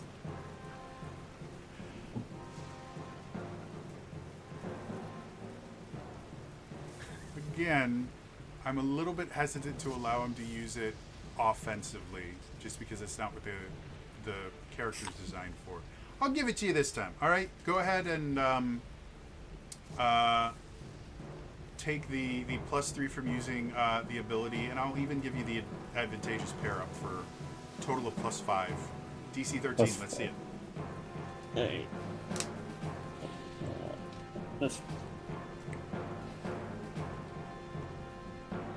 Well, 13 is what I rolled. Well, that's what you needed. So, as the vampires are kind of running out, you notice only there's that one of the vampires didn't come out of the building, and so Henri, you kind of call down your heavenly steed and start rushing towards the building. As soon as the vampire is forced to retreat, it's forced to retreat directly into your new divine mount, which kind of tramples it. Liliane, as you're kind of fighting it in there, you see him, you see the vampire kind of go, and he turns around, and then you suddenly see this bright flash of light from outside the room and the building. And as you walk out, you see your father mounted on this celestial winged tiger with various pieces of the vampire that you just finished defending against at its feet. That brings us back to the bad guys, and the skeleton archers are going to see a new bout of mobility, and they're going to rain down arrows against both Liliane and Henri. So if you guys both want to give me defensive rolls, and again, I'll give you advantageous pair up, because both y'all know how to deal with them undeads. And Terrace's ceremony gave a buff to defense. I don't know if that applies here. Sure, I'll give you a plus. Let's say 2. And advantageous pair up is how much? I did not catch what you just said. Advantageous pair up is how much? Plus 2. So right now, you guys should be at a plus 4 total. 15. Cool. Damn. Awesome. So as the arrows start raining down, Henri kind of invokes a divine shield to block some of it, and the few that get through, Liliane is just kind of like full-on Jedi. That finishes up their round of combat. Who wants to go next? I think Terrace is going to go pick a fight with the storm giant skeleton. Okay. So you guys watch as Terrace, wearing her kind of enchanted chainmail. And how do you view Terrace as far as fighting? Do you think she's a sword and board paladin? Do you think she's got a big old sword? Yeah, I was going to ask Liliane that. Does Terrace... When she was rocking us, she was a Warhammer and Shield girl. Yeah. Okay, so Okay, cool. she has Better for a big old skeleton. She has a massive warhammer that's kind of glowing with holy power, shield emblazoned with the symbol of the Dark Lady. As she rushes forward, she jumps into the air to try and slam her hammer down on this creature. So the way that your smite normally would work is it's something that you can do after the fact. Like after you hit, you can add a smite on. Because you get the +3 to attack rolls, because it's her ability, I'll let you kind of decide if you want to just declare it right now to get the +3, or if you want to wait to see if you hit without that. And I'll say, if you wait, you will get more damage. I think I'll definitely wait, because this thing's a big bugger. I'm guessing it's still mechanically the 5 HP, whatever we got going on here, or is it tougher? You don't know how much HP it is. Fair enough. However, it is a very, very large skeleton, so you think it's probably not quite as strong as like maybe some of the dragons that you fought before. But it's definitely bigger. Yeah, it's going to be bigger than any of the other monsters, yeah. Yeah. So, I will say again, just because Paladin versus Undead, advantageous pair up. Unless you have any battle tactics you want to add to it. Right now, like just running forward and smashing it in the face is a tactic. It's not one that's going to give you additions to your attack roll. I don't think I have much of anything else, so I think, if anything else, if I can, I would definitely try to lead it towards, try to goad it towards possible trap setup. But aside from that, gonna like... Just a +2 to the roll, DC 13. Or actually, because it's so big. Yeah, we'll go We're DC 13. Okay, it's just +2. Yep, +2 DC 13. 15 on the die. All right, so you do hit. Do you want to add your smite on with it? Yeah, I will smite this thing. All I'll right. use one of my smites. So you guys watch as Terrace kind of rushes forward. A few of the skeleton archers kind of see her and start kind of shooting just a few shots over her to try and discourage her. Doesn't work. She bats them away with her shield. She gets further and further, and suddenly you watch as bright light just starts shooting out of her hammer as she jumps into the air, slams it down on the storm giant skeleton.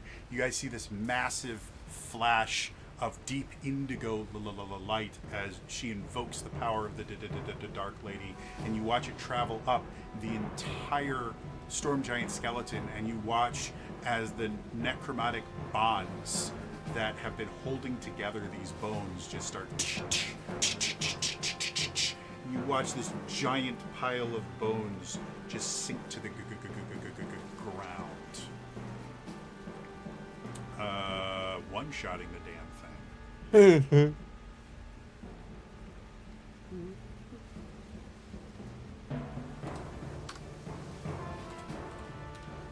Just to keep track of stuff. Cool, wasn't expecting that. All right.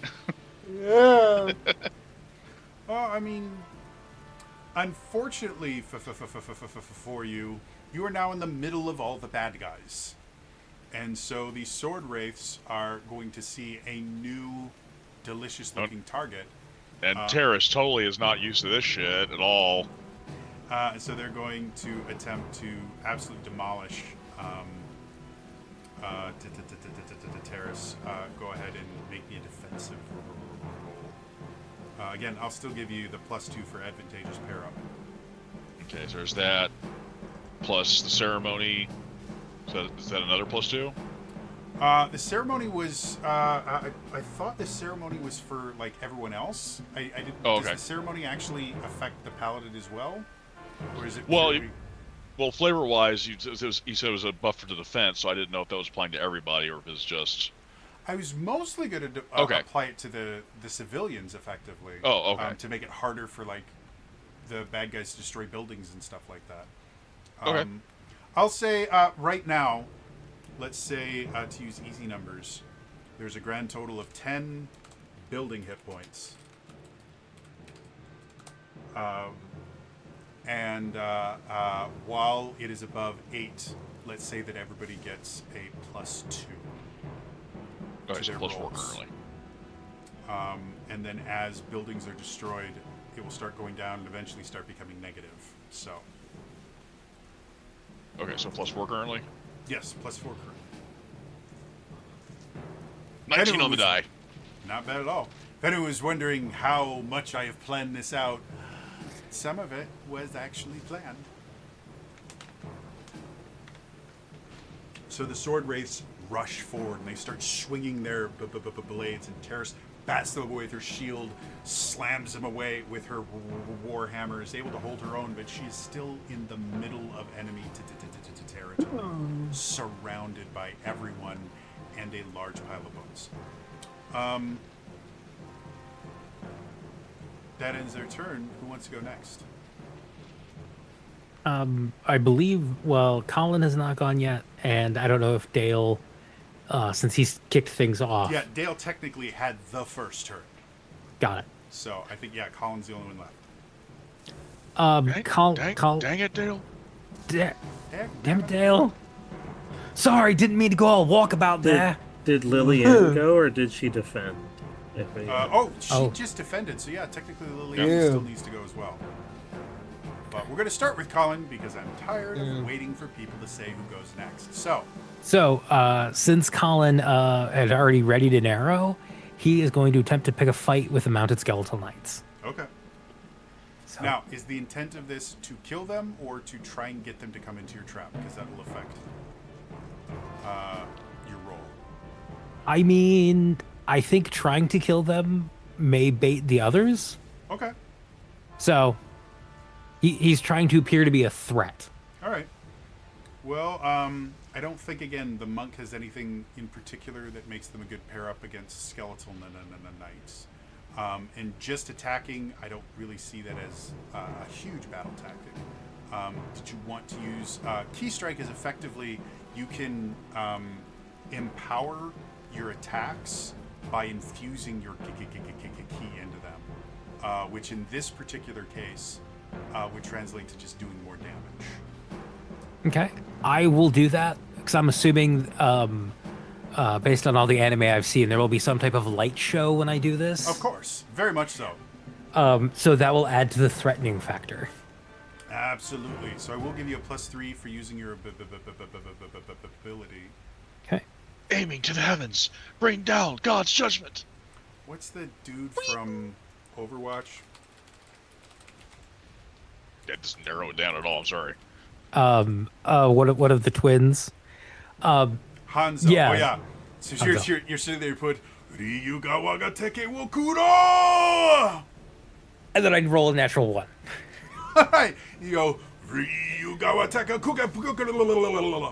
Oopsies. As the arrow flies towards the knights, it goes slightly wide, glowing with the key that you infused in it.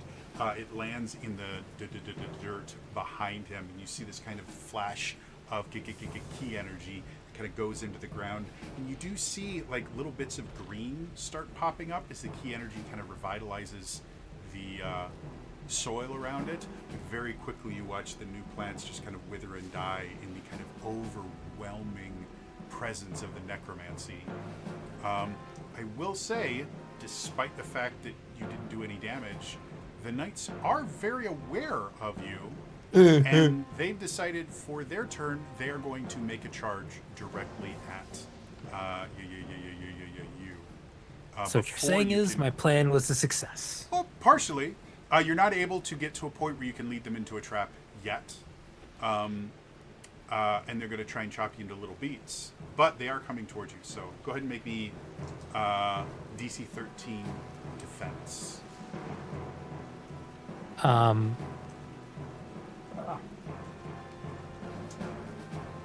sorry, that was a +4 for the buildings that are still standing? +2 for buildings +2. still standing. Okay.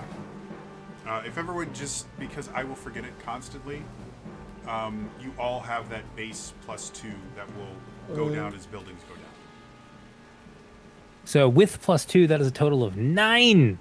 All right. They come Bro, who forward. did you piss off? Yeah.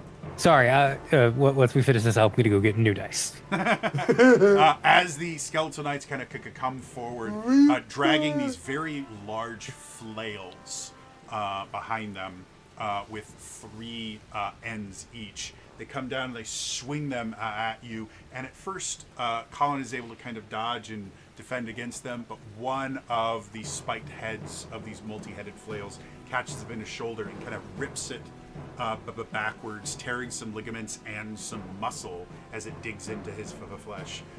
You take 2 hit points of Oh, damage. The good news is that's the hero's feast. So, Yeah. We all only got 1 hit point from the hero's oh, you feast, said, so I thought you said we had 2. no, just No. 1. Okay. Colin just does the. But it still means that all heroes have 5 hit points total. So it means instead of being down to 3, you're down to 4. Still useful. I see this as an absolute win. Lillian, you just watched Colin get the crap kicked out of him. Yeah. What would you like to do? The vampires still going after the civilians, or are they? You were able to chase them off to where they're not actively attacking Alright. civilians, but they're still kind of eyeing them. You think that seems to be their goal. Alright. Then I will go attack them before they do it, before they attack. Go for it. Again, So, flat +2 from advantageous pair up, +2 from the buildings.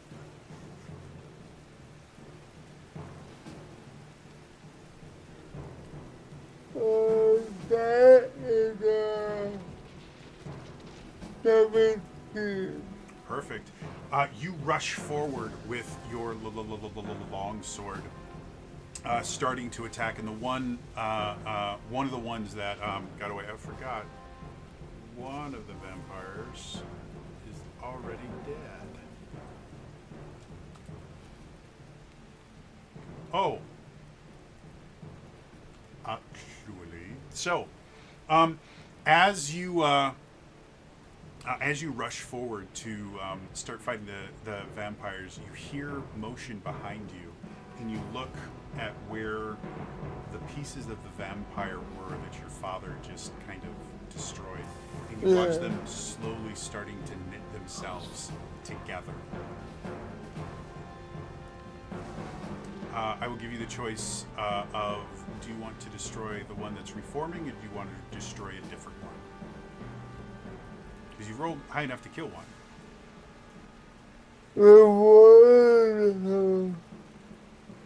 I'll go with the other one. Okay, so you go over and you kind of slice one, and you get one of the ones using its claws. It tries to attack you with its claws. You cut off its fingers. It's like, ah! And then shunk right through the open mouth, kind of bring it around and.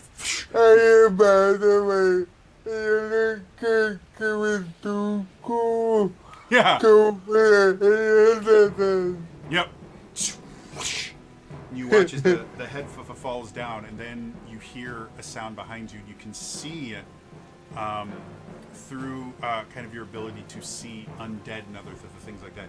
You can see this kind of energy field radiating from all of the vampires that goes over, and the one that your father killed last turn is starting to reform itself. And after you finish killing that one, you see that vampire just stand up. Still scarred, and its head's like not on perfectly fine, but it looks combat ready.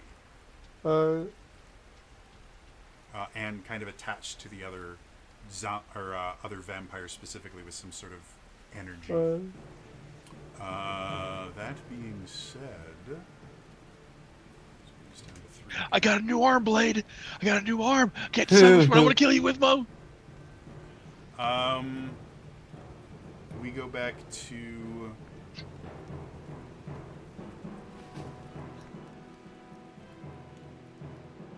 Yeah, the Skull Lord is going to attack, and the first thing he's going to do, seeing just how persistent Terrace has become, he kind of points his hand over to her, and bones start rising up from the ground and sticking onto her and attempting to paralyze her.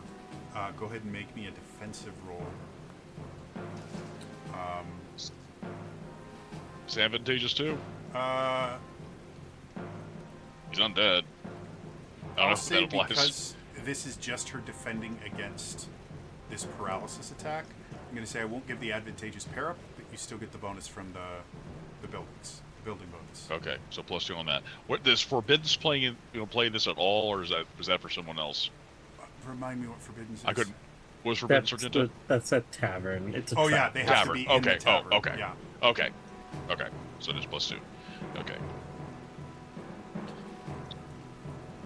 Nope. Okay.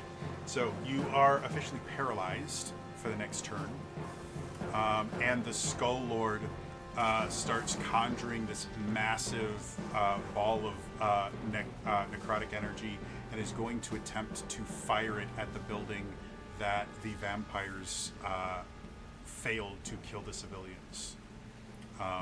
Would anyone like to attempt to do something to prevent this?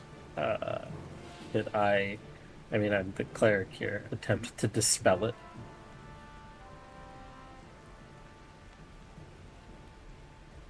Sure. Are you going to use your gift to the Dark Lady? Because this I would consider a defensive action that he would be specialized in. Or are you just going to use your regular cleric powers for it? The Regular difference being a cleric powers. +3. Regular cleric powers. Cool. I'll risk it. So I'll still give you the advantageous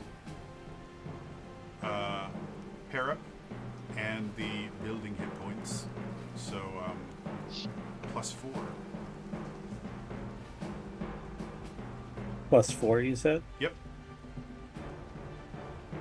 And unfortunately, fights against the Skull Lord are DC 14, not 13. It's my oldest die. Well, unfortunately, that's a 13. 13. All right. So, as you kind of get up and you attempt to try and stop it, you feel just this surge of necrotic energy, and it overwhelms you for a brief moment. And as soon as you get your concentration back, it's too late. The building itself is demolished with the attack. We go down to 9 building hit points, and some of the civilians that were in there realized it was not a good place to be there when Lillian burst in. And so 3 of them were able to make it out. 2 of them, unfortunately, did not.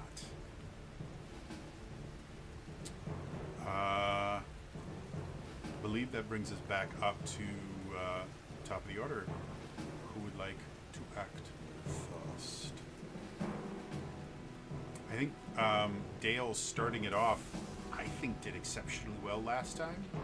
So, And Dale is going to go up and start punching some skeletal archers. okay, cool. Are you gonna do anything special with it, or just skeletal archer it up? Mm, And feel free if you could come up with, like, feel free to negotiate these roles. You can go up. Well, I think my person would be, an advantageous pair up because of this or this. Negotiate. Make this interesting. because in my head, I want him to like go and rip one of the arms off of the skeletons and then start smacking them with it. Okay.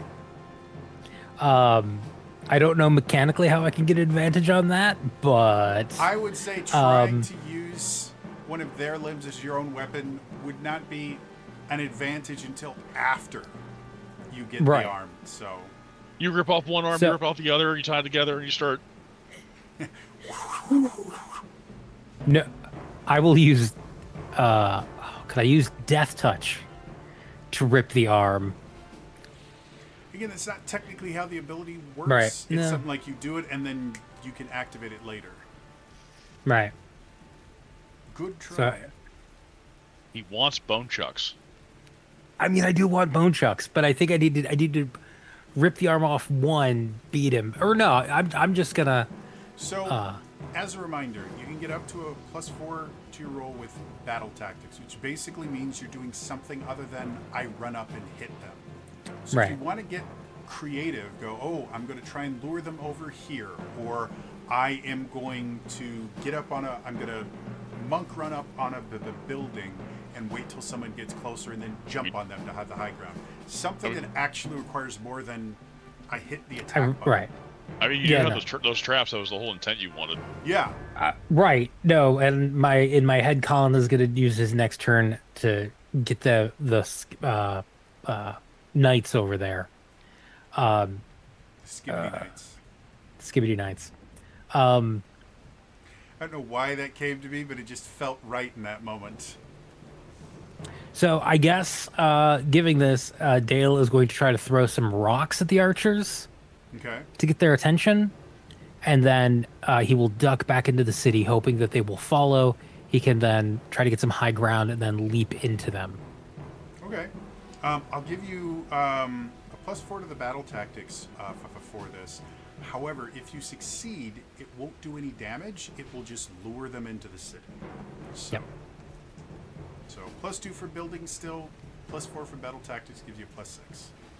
Well, 14. 14 is one more than you needed. So, and then roll me a flat d20 check to see if he has turned. Oh, yes. I'm going to use the sanguine dice for that.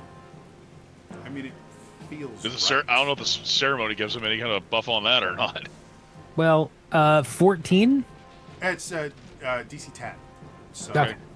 for that one's just a DC 10. So yeah, you're fighting off that. You start picking up rocks and other things and start throwing at the archers. The archers aim at you, and get ready to fire, and you kind of duck behind a thing, and so they go, "Ugh," and they start aiming at Chunk. something else, and then another one, they go aim at you, and so they eventually realize they need to start getting into the city itself because targets are going to be becoming more and more rare. So that ends your turn. For the there. I am an undead nightmare. You're throwing rocks.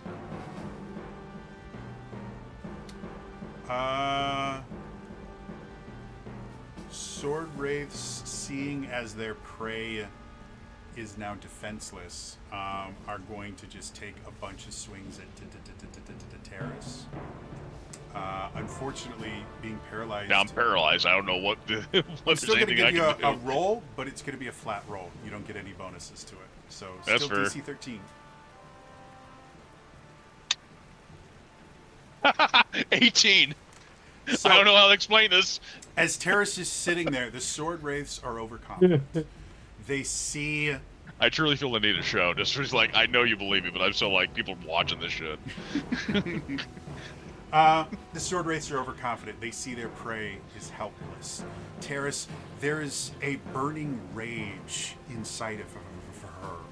She is furious that she was unable to resist these bones, that her quarry is right in front of her. There's nothing she can do, and she watches as these sword wraiths kind of float towards her.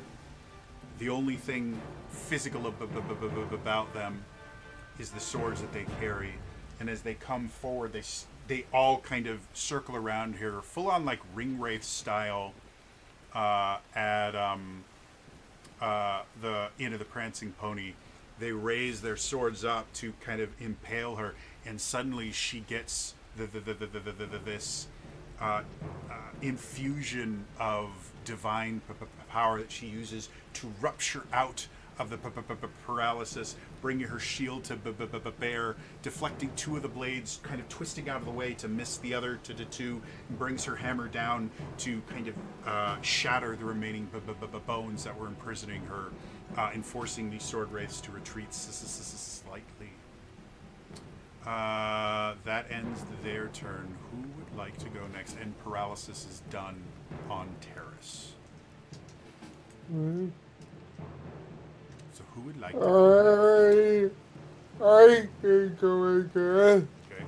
And just as a reminder, as of right now, you are all fighting in front of the city. Like, you all came out to meet the bad guys, so all the traps, all the defenses of the city, the sanctified app 10, all of that is inside the city. You guys are still at the front. So, that being said, Lillian, what would you like to do? Well, say either one behind me and my father killed. I'll spin around and then fight and clean it off again. All right. Do you have any abilities that you want to use as part of that, or are you just going to go, no, this is a vampire. I kill vampires. Yeah. All right. Make an attack roll. Again, advantageous para. Build-in bonus. 11. 11. As you try to swing for it, it brings its partially shattered blade up and infuses it with necrotic energy. The pieces of the blade that have kind of fallen away are replaced with necrotic energy. Kind of brings it up, and you see this kind of spark between the radiance of your blade and the necrotic power of the greatsword that he's wielding. He just kind of looks at you.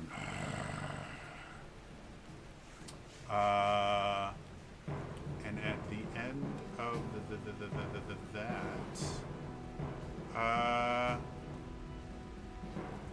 the other vampire troops are going to attempt to again go into the city to do more damage.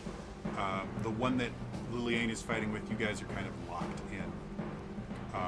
So you won't be able to do anything about this. Does anyone else want to try to deal with the vampire troops?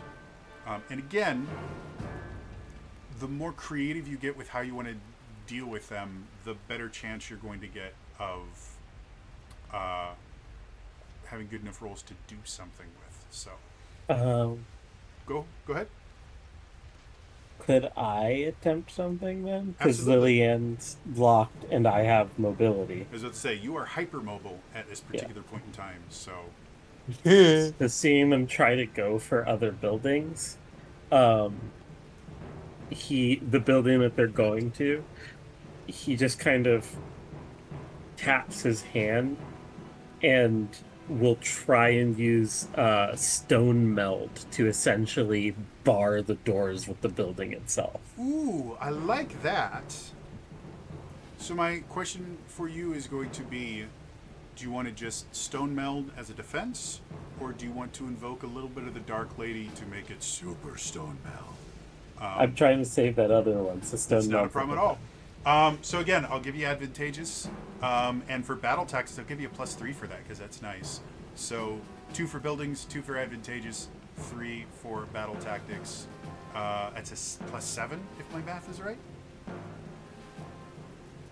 Okay, I'm going 17.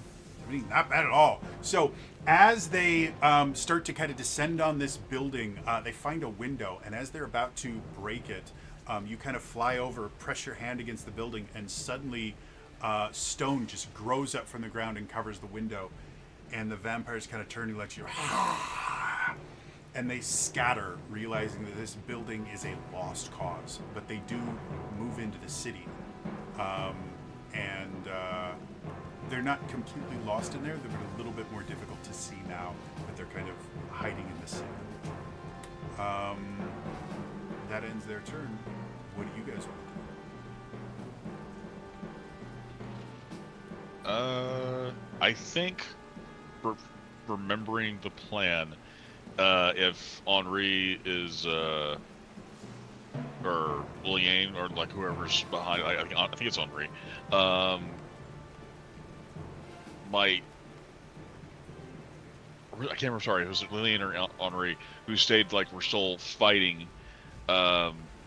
Basically, she's going to go like, remember the plan, regroup, pull them into the city, because she definitely wants to tee them up for, the traps and the better defenses that we have established. Again, 2 of the traps are detonator traps, so anyone 2 traps can are use detonator, those. 2 They were just have to springs. get there. Yeah. So Definitely wants to pull back and bait them into one of the into a detonation trap, since obviously most of the intended spring trap would be for the mounted. sure. Who specifically do you want to attempt to bait? Obviously, the Skeleton Knights. There are 2 groups of Skeleton Knights. One of them is fixated on Colin right now. I guess to give you guys numbers, there's 2 total groups of Skeleton Knights. There's 4 total groups of Skeleton Archers, 4 total groups of Sword Wraiths, and there was 4 total groups of vampires, new vampires. Right now there's only 3, because one of them got killed, but they seem to regenerate. So, of those groups, and the rest of the vampires have kind of scattered into the city. So of those 3 groups that are still there, who did you want to focus on? Or did you want to try and piss off the Skull Lord? It's up to you.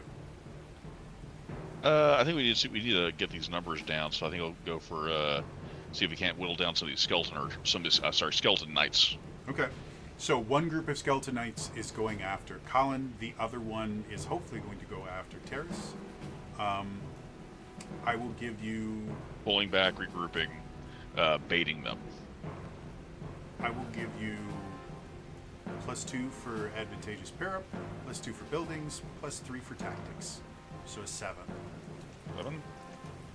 And just to be clear, because this is kind of a baiting thing, you won't do any damage to them. Yep, if you understand. Succeed. Okay. So yeah, +7, DC 13. Okay. 7, 14. That works. So God. how do you envision Rolling this low really stresses me out. how do you Yes. envision Terrace doing this? Like, what do you see her doing that entices these skeletal knights? Really kind of just pissing them off, mocking them, these anathema to these like warrior, but we're like opposing sides, complete abominations, just walking the ground that should be in the grave, and she's just talking shit as she's pulling them back. Surprised at like so many mountain combatants, and they're still, apparently they are just as useless in death as they were in life, since they still can't seem to take on. It takes all of them. They still can't seem to take her out. So you guys watch as Terrace takes her warhammer, puts it on her belt, takes her shield, slings it over her shoulder, looks dead in the eye of one of the remaining groups of skeletal knights, flat out, "You don't scare me. You're worthless. I don't even need my weapons. I can stop you with my bare hands." And she picks up not a rock, not something damaging. She picks up mud and just throws it at them. Splatters it all over their kind of undead horse clothes that I can't remember what those are called, but you put... Barding? There we go. Barding. Throws all over the barding, kind of spits to make a little bit more mud and throws it, and as they charge at her, she just gets this grin and starts running through the town, running past all the rest of the offenders, looking desperately for one of the traps, which hopefully next turn she'll find. Cool. We're going to go back to them. We're actually going to have the knights that are following you. They're going to do their best to try and catch up to you. And since your goal for this was to lead them to a trap, I'm going to offer you a choice. Either you could attempt to defend yourself from this, which means if you succeed, you will take no damage. And it'll be a little bit easier to defend against. Or throw your safety to the wind, rush for a trap. If you fail, you will take the damage of the trap in addition to bad guys taking the damage. And if you succeed, only they will take the damage. So that's the choice. Either protect yourself, where you have the possibility of not taking any damage and it being easier to not take damage, or lead them in and have the possibility of getting hurt. Tee them up, risk it for the biscuit. Go for it. All Because right. I want it to go there. So, I'll give you advantageous pair up in the building, so that's up +4. And unfortunately, because you're pushing yourself for this, you're not going to get anything more than the +4. Okay. So DC all right. 13.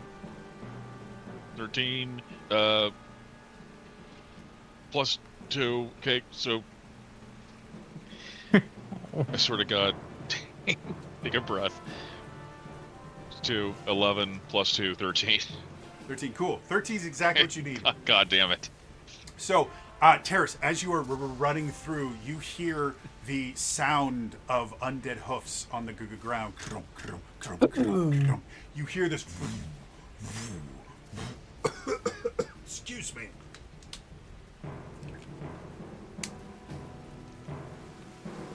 I don't know what the hell that was, but oh my. Something went down the wrong tube. Oh. My eyes are watering. I hit something in my throat. Ugh.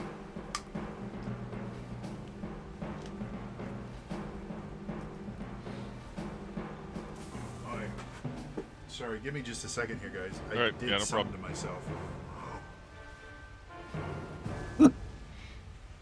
Wow, that hurt. No problem. Between your body functions and my brain wiring right now, I don't know.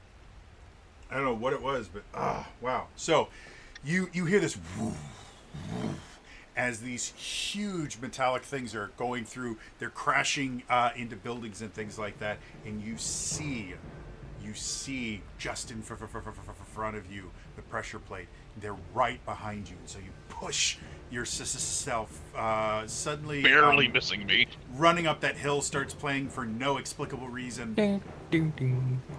And as you get there, you feel the pressure plate underneath you, and this is where things are going to go crazy. Give me an even or odd. Odd. All right. As you step on the pressure plate, you hear this, and you're like, shoot.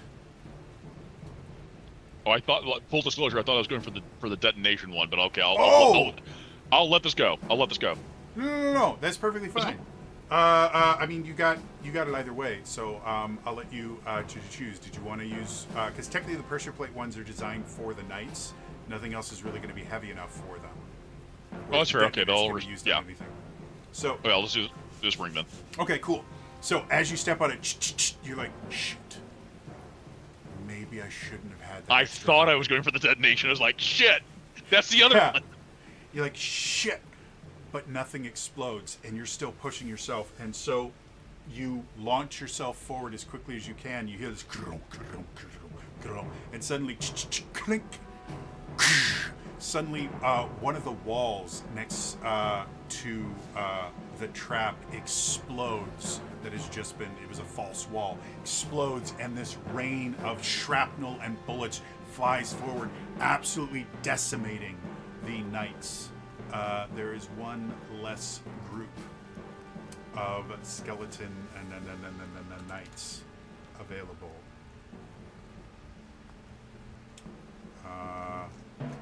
Yeah, that brings it back to you guys now. Colin, having seen them run off, will turn to his group of knights and go, "Oh fuck!" and just turn and bolt towards the other trap. Okay. He drops the arrows and just panic, doing his best panic run. All right, cool. Spring or detonation? Oh, spring. All right, so I'll give you. We'll call this an ability, so I'll give you +3 for that, +2 for buildings, and I'll give you. Let's see how. Because technically, what you're doing here is you're trying to be convincing enough to get them to follow you, especially since there was just an explosion from a part of the city no one can see. So I'll give you a +2 for your battle tactics to see how well this goes. So go for it. So that's sorry, +2, +3, +2 2 is 7. 7, and then +2 from buildings, so 9. 9. Swear to God. Swear to God. This doesn't work. I'm burning all of my dice. Burn them all into one. So unlucky 9 die. plus 9 is 18. Not bad. All right, so as you are running, you hear the skeletal knights are getting closer and closer. You can start to feel the necrotic energy starting to kind of make your skin crawl, your stomach starts to turn, and then you see in front of you the claws that are covering the plate. You run forward, and again, choose even or odd. Even. Lost my die. All right. As you are running forward, you can hear them behind you. They're swinging their massive flails. And then you get over there, you hear click. And as you are just about to step off of it, the wall next to you explodes. And a rain of shrapnel and bullets comes flying out, hitting the skeletal knights, decimating them, but also hitting you for 2 hit points of damage. Oh. Okay, so you're, because of the Hero's Feast, you're 2 out of your. I'm you have now 2 at. left? I've got 2 left. Yep. Colin has 2 left. But there are no longer mounted skeletal knights. Colin's just like, worth it. Just a reminder, healing is an option. Yes. If you decide to use the heal for your action, you could do your attacks. You can defend, which just gives you a flat +2 bonus to any defense rolls, or you can heal, which just lets you give 3 hit points to yourself or to an ally, but your rolls are made at -2 until the start of your next turn. So, Okay. Can I heal right now then, or? well, you've used your turn. Right. Okay. Yeah, so you can't heal. If someone else wants to. Otherwise, you have to just wait until your next turn. So, Yep. that was his turn. So, archers. No. Yeah. So one of the groups of Skeletor archers that hasn't been chased into the city is going to find another building and start peppering it with flaming arrows in an attempt to destroy it. Does anyone want to attempt to stop them in some way, shape, or form?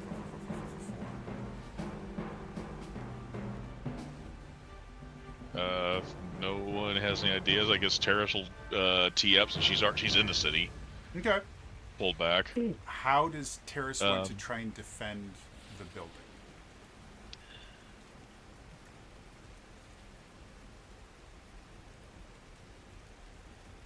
And again, these are flaming arrows. Yeah. So she can physically put her body in the way. She can try to mitigate the damage of the fire by trying to put out fires and things like that. She can get fancy with her paladin stuff. Be creative.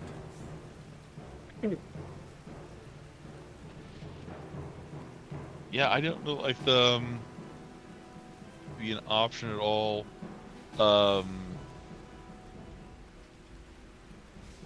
Sorry, I'm trying to blank. Trying to cause defense, possibly just causing a distraction, by obviously what I've just done, setting off a trap, possibly just if I could shit. Drawing a blank here. Yeah, because I guess just defense. I'll try to defend, putting the fires out, because that's the best I can do there. Well, putting fires out, not a particularly difficult Yeah. thing to do, so I'll give you a +3 for tactics to that. And then +2 for buildings. I wouldn't say that paladins are particularly skilled at fighting fire, so I won't give you an advantageous pair up, but 3 and 2 is still a +5, DC 13.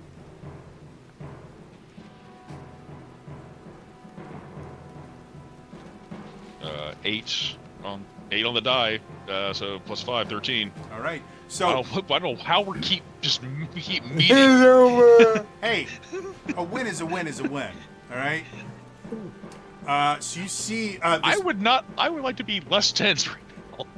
You see these arrows start raining on one of the nearby buildings. As you rush in there, you can see there are some people that have been kind of sheltering in there. You tell them to get out, and then you immediately just start taking whatever you can find. You start taking sailcloth or canvas or something, and just kind of beating the fires out, using everything physically possible. And for the most part, the building is intact. It is slightly more. The coloring is slightly darker than it used to be, but you think foundation-wise, good cup, good gallon of paint would be perfectly So,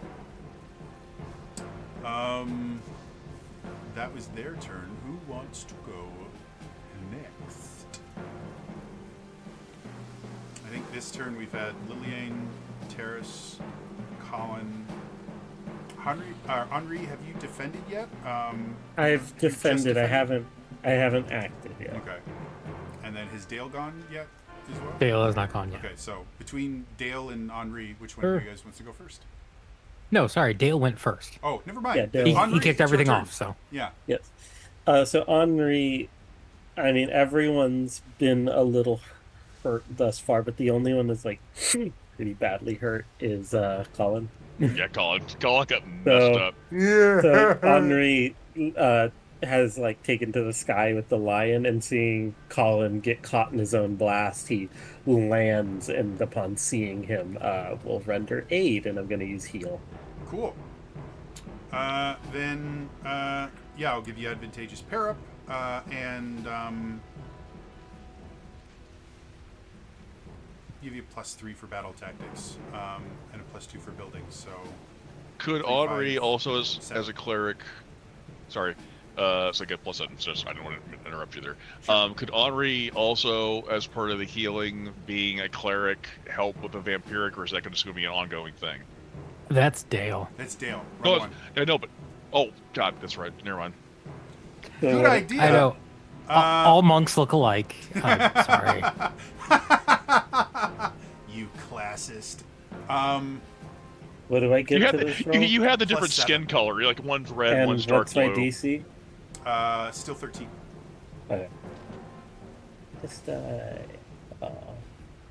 17.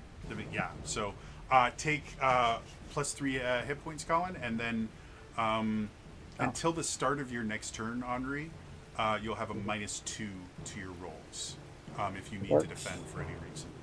Works for me. However, Thank you. We do get one more thing. Yeah, I think this is what's going to happen. So the Skull Lord, seeing everything going on, he kind of raises his hands, and the bones of the Storm Giant skeleton start to shake and rumble, and suddenly the Storm Giant skeleton rises again, picks up. That massive Terrace smited Yep.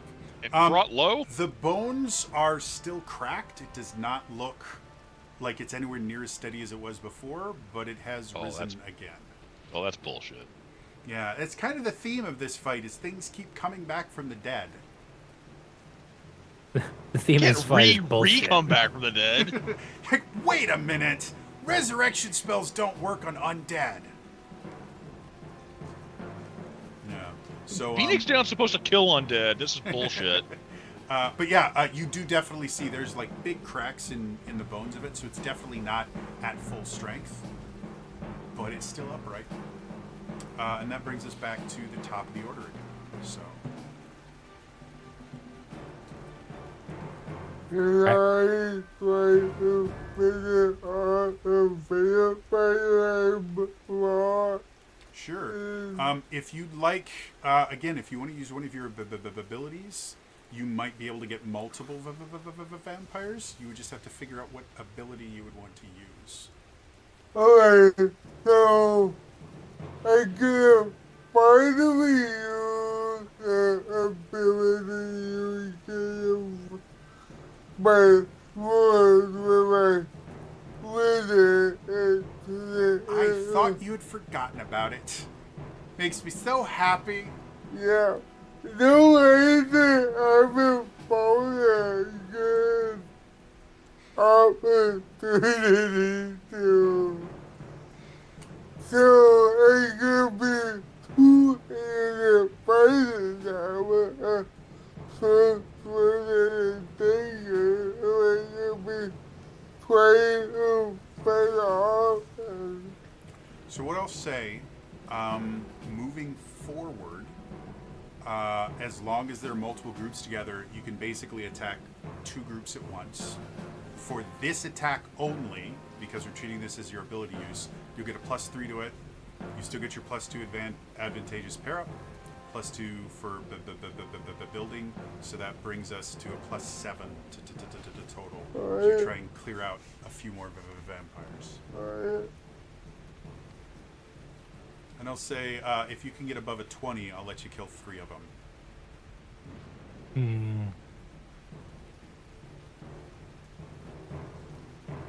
whoa. Right here. Well, it's still a good roll. So you guys watch as Liliane starts moving forward, and she grips her longsword into 2 hands, and suddenly you watch as she rips her hands apart. And in one hand, she has the longsword itself, but the base of the blade is now kind of skeletonized. to where there's a large hole in the middle. And in her other hand, she now holds the equivalent of like a very long dagger or kind of a short sword. And she immediately just starts kind of going between them. She throws the dagger out and impales one of the vampires. She goes and decapitates another, bringing the total count of new vampire troops down to one. As she does that, though, the vampire that she killed last turn starts to reform itself, get up, bringing the total vampire count to 2 again. And they're going to try to actually turn Lillian. As opposed to just attacking you, they're specifically trying to inflict vampirism on you. So I'm going to say advantageous, and then just a +2 battle tactics to you as well, because they're trying to do something more difficult. And then also because Terrace is a paladin, I don't know if that's any kind of an aura bonus.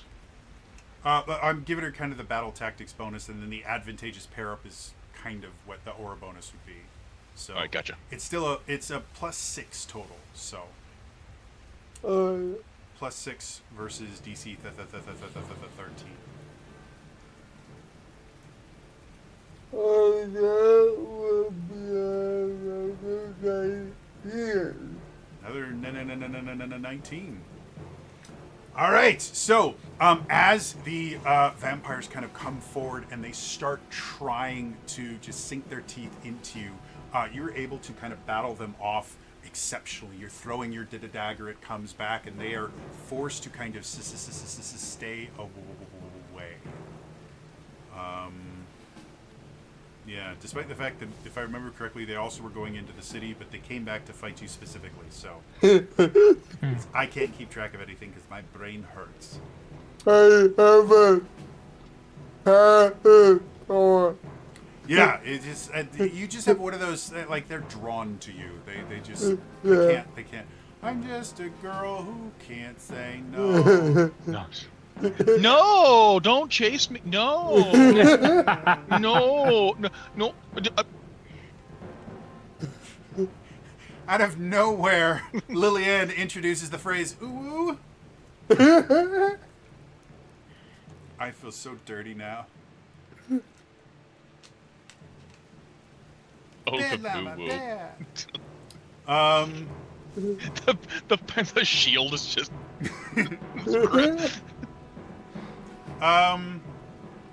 You guys, who wants to go? Anyone but Lillian, since she already took her turn. I think Dale will finally so the archers have been following him into the city.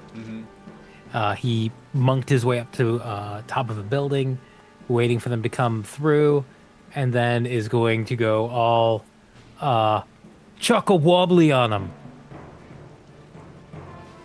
Which means I'm going to throw a tantrum. If you ever watch this, I apologize for that. I'm so sorry. We love you, Dale Kingsbow. I'm not trying to make fun of the Australian accent. I'm trying to. Dale, +3 I can't battle defend tactics, myself. I'm sorry. He's got a +2 kappa. buildings. He's doing a Tim Tam slam. +3 for tactics, +2 for buildings. Okay. Yeah, go ahead and +5 DC 13. Let me just figure out which of these dice will betray me the least. He's chucking jars of Vegemite because that's all that shit's good for. 22. Hot Ooh. damn.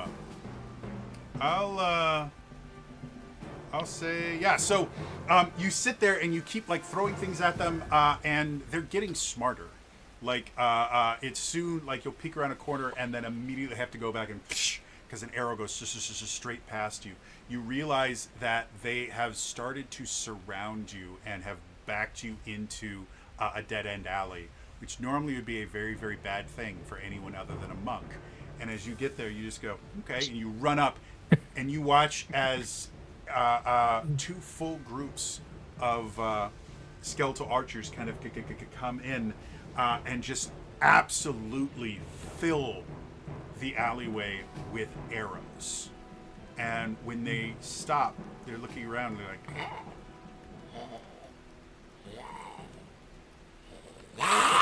and you kind of come down, boom, boom, boom, boom, boom, boom, boom, boom, boom, boom, boom. Full Hearing on. Ozzy scream, "Parkour!" I was gonna go with the what's his name? Ipman. Donnie Yen. Go full on Donnie Yen.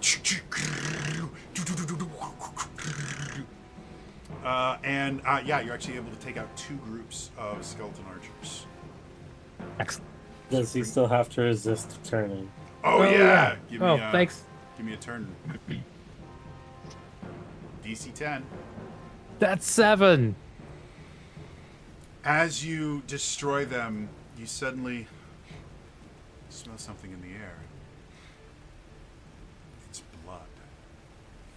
Damn it, Dale. It smells good. It smells really good. Going forward, anytime Dale takes a turn, you're going to choose even or odd. Mm-hmm. On a match, you get to take your turn as normal. On a miss, you target one of your friends. Huzzah! That being said, If we kill the vampire troops, does that still apply? it's a very, very good question. You will have to find out. Okay. What a dog's breakfast this has become. I'm so sorry, Dale. I'm so sorry. This ain't the most American. What a dog's breakfast. This is become. Let's throw some shrimp on the Barbies. Hey guys, we didn't come here to fuck spiders. Speaking of the vampires, sword wraiths are going to start entering the city itself, since the defenders are starting to kind of scatter a little bit to draw them into the city. The sword wraiths are going to do that. They're going to come across some civilians in a building that they're going to attempt to destroy. Who would anyone like to defend the building they're attempting to destroy?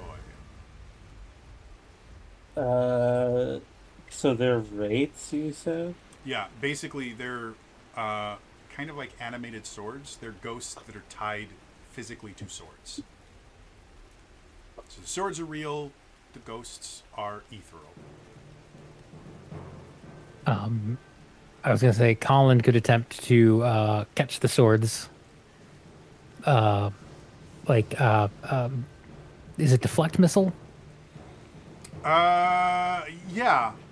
In old version of the D&D, they could only do that to actual projectiles. In new version of D&D, they do that to attacks as well.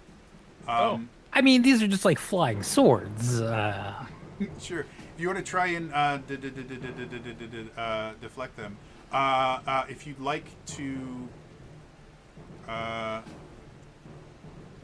if you wanted to kind of key enhance that, you could, and instead of just defending, you could kind of turn it into an attack as well to do damage. I will use my second use of key assault Okay. to turn this into an attack. So 3 for the ability, 2 for the buildings. Okay. Don't fuck me. That's an 11. Key's really not doing it for you today. It is not. So, as you go in and you attempt to stop them from killing the civilians in here and destroying the building itself, you start kind of infusing your arms with Giga Key energy as a way to kind of deflect these blades. And you're doing exceptionally well at keeping them away from the civilians, but unfortunately, that is forcing you to deflect it into walls and into pillars and things like that. And by the end, you see the building itself is starting to collapse. You have to dive out of the way. You watch the sword wraiths kind of wander out undamaged. and you take 2 hit points of the damage, and we go down to 8 building hit points, which brings the +2 to a +1.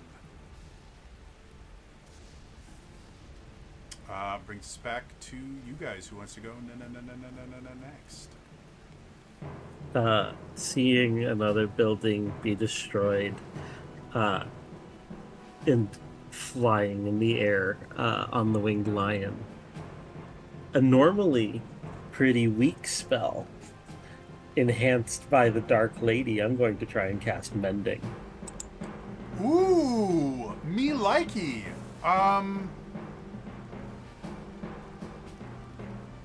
So this is what your roll is going to be. You're going to be able to repair 1 building. If you get the DC 13, you can repair both buildings that have been destroyed, since you're invoking the Dark Lady to do this. So, +3 to for using the ability. Right now, only +1 from the buildings. And I'm going to give you a full +4 for battle tactics, because this is an ingenious use of this ability. So with that, that's +8 total. 23. 23. You failed. What we're going to do with the 23, we are up to 11 buildings, we're going to call it. And you now have a I restore one of the other destroyed buildings from... You built another building. Like, you're sitting there and you're like, Dark Lady, please save these, rebuild these buildings. And you see the 2 buildings you were aiming for. And then a third, library just kind of pops up. There wasn't a library here before, but every town can use their own library. The stained glass on the Church of the Dark Lady reforms. Yeah. So with that, as long as there are 11 buildings, your building bonus turns into a +3. So, very, very nice roll going on there. With that, the storm giant Sissus skeleton is going to start going into the town. And they're going to swing their mace in a way that is actually able to try to catch all of you in either the swing itself or the various kind of thunderstorms that go off of all of it. So all of you need to make defense rolls against the storm giants attack.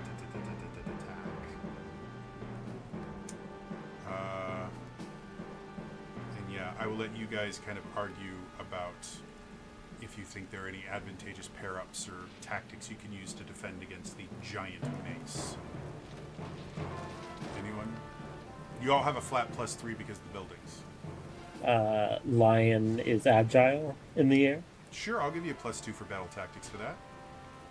Did I say I'm already into the vampire?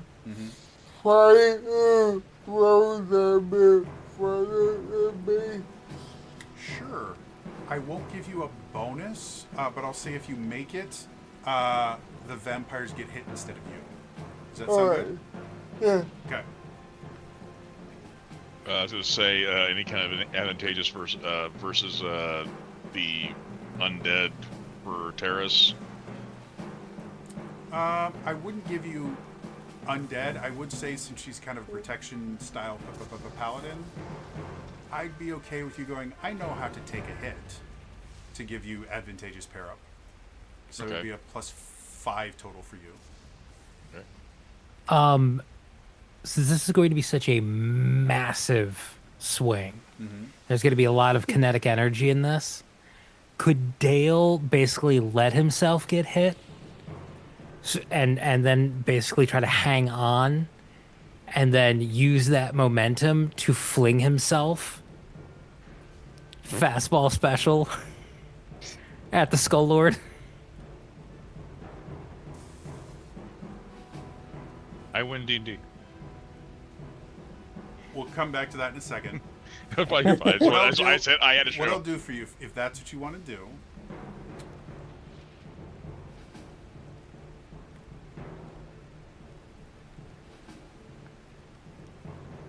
going to say no bonus, but if you succeed, not only will you not take damage, you will be able to use the force of it to damage the Skull Lord, and you'll be right next to him.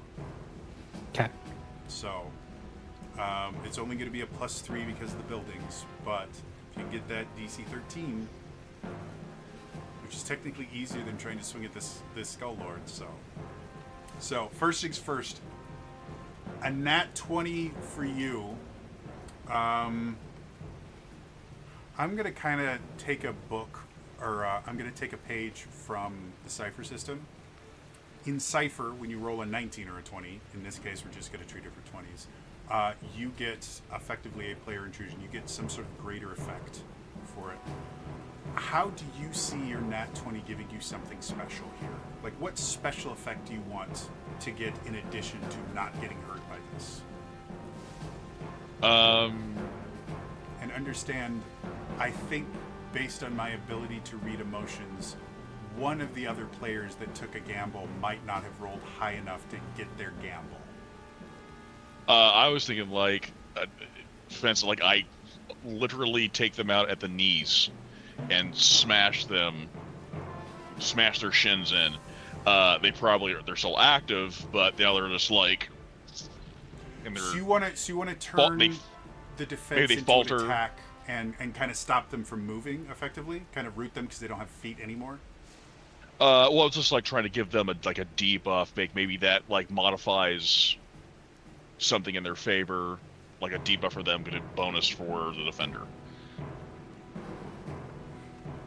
Interesting. Okay, we'll come back to that. I need to consider more. Let's go, Lillian. What you got for me? Here. All right. As you see this massive swing coming towards you, all this lightning, you think incredibly quickly. You,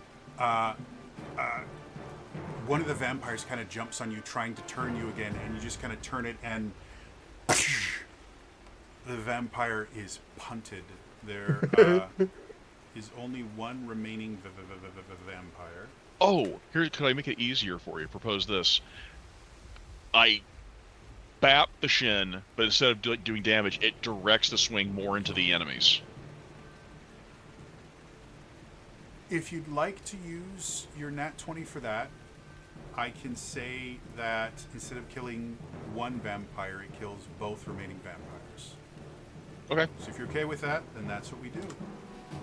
So as one vampire is kind of in the way, suddenly the trajectory changes a little bit as you hear this kind of in the distance, and both vampires are just carried off, gone. Wait.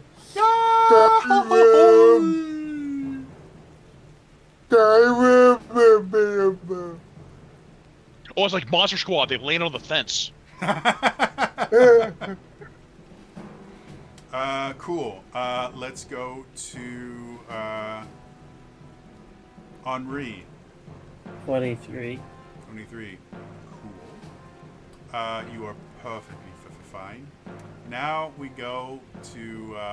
technically, both Dale and Colin need to roll for this, so who are we going to do first?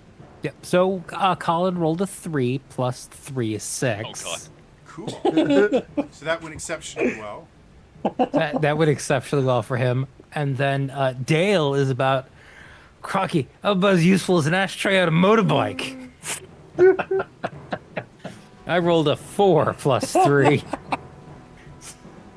7. Do you have any other dice Surely. in your house? Good lord.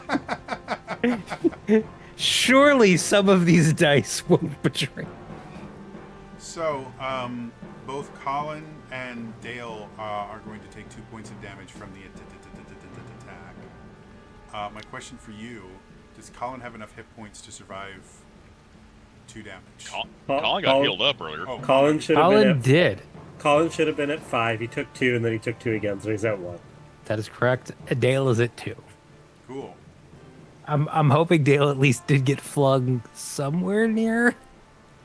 Unfortunately, trying to intentionally put him in. Actually, I'm going to go as far as saying this because you rolled so infinitesimally poor. Trying to intentionally get hit by it has backfired. He takes an additional point of damage. Oh, excellent. So both of them are at 1 hit point. This is going super, super well, guys. That brings us back to you guys. Okay, I'm gonna go first this time. Okay. Could I attempt a what's that? Mass cure Wait. wounds for the monks. Real quick. Yeah. Is this the? Are we back up at the top of the order again? Oh no! No, I'm just never mind. asking because it's getting a little bit late, and so I'm going to finish off this turn, and then we will continue this in our next session because I'm starting to kind of lose vision. I already went. I don't know if everyone else did. Okay. So, who hasn't gone yet this round? I know we've had. I think I've defended. I don't think I've gone. I don't believe Colin has gone. So we have Colin and Yeah, I Terrace. think Colin and Terrace. All right. So, Colin could heal himself. of He those is- two, who would like to go first? Colin would like to heal himself. Cool. All right.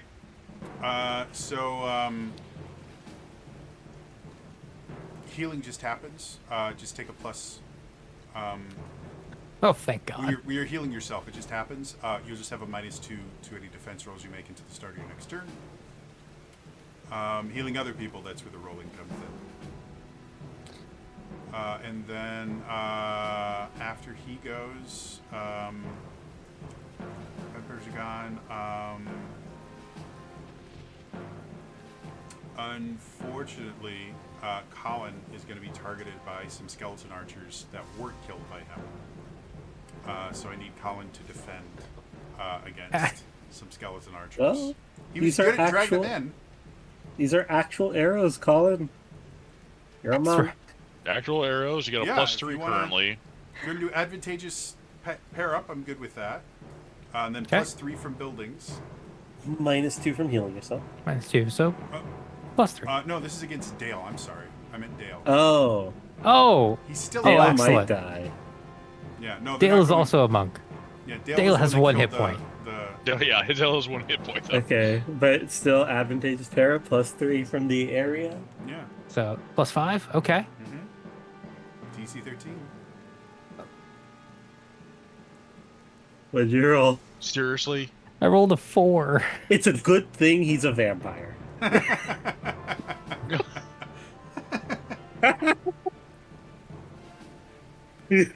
We will deal with his failure next round. But he is unconscious as of right now and is bleeding out. It's a good thing he's a vampire. Fail that vampire check next round so he's more vampire and he lives.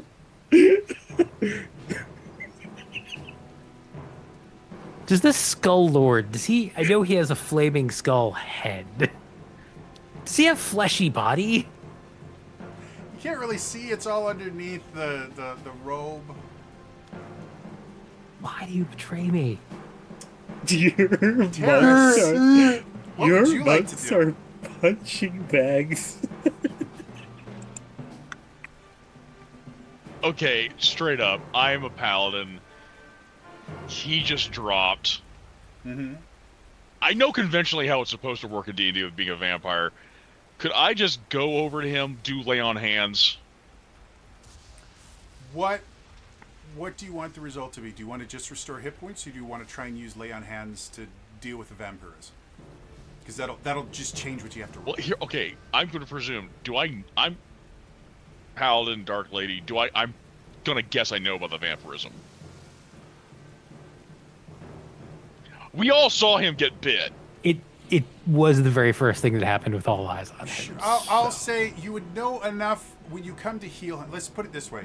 When you come to heal him, you start focusing your lay on hands. You can feel the vampiric presence in the almost corpse you're about to deal with here. So if I so heal him, at would that that not prevent moment- the transformation? Basically, what will happen is if you heal him, he will regain his hit points and be alive, but will still have the vampirism in him, so he still has to make that roll that check at the beginning of his turn. Okay. If you heal the vampirism, it gets rid of that. He still has to make his death saves, so he won't be raised up, but he will no longer be a vampire. And I'm going to let you guys know right now, if he dies while infected with vampirism, he will turn. yeah, like he will go full on, and you guys don't get to control him anymore. It's Buffy. Yeah, I get it. So it's up to you. If you want to cure the vampirism, it means you no longer have to worry about him turning into a vampire. If you heal him, he still has to struggle with the vampirism, but he's not actively dying. I will one thing at a time, because you haven't been rolling well. One problem at a time. Vampirism first. I don't need you biting terrorists. All right. So that we're going to give you 2 for tactics, 2 for advantageous pair up, 3 for buildings. So that's a total of 7. Bullshit. I rolled a 6. It's 13. Love it. I know. So there. At least when my brain comes back, I gotta keep showing this shit. This is ridiculous. This is goddamn ridiculous. And starts to kind of use the healing energy inherent in her paladin powers. She feels the taint of vampirism invading this body. So she goes, no. And she changes from attempting to mend wounds to force out these vampiric traits. As you sit there and struggle and force it in, suddenly the vampiric traits are thrown out. I'm sorry. I pull a Patty from Ghostbusters. Get it! Just bitch slap him out. Yeah, you no longer have vampirism. You are still bleeding out. Huzzah. And due to the fact that you guys have taken out both the skeleton knights and the vampires at this point, that brings us back to the top of the order. Unfortunately, it is getting a little bit late, so that is where we're going to end it for tonight. As always, if you missed any of this, I do upload all these to my YouTube channel, youtube.com/TrainerJody. Otherwise, again, it's going to be all for us today. I will see you guys next time. All right? Bye-bye.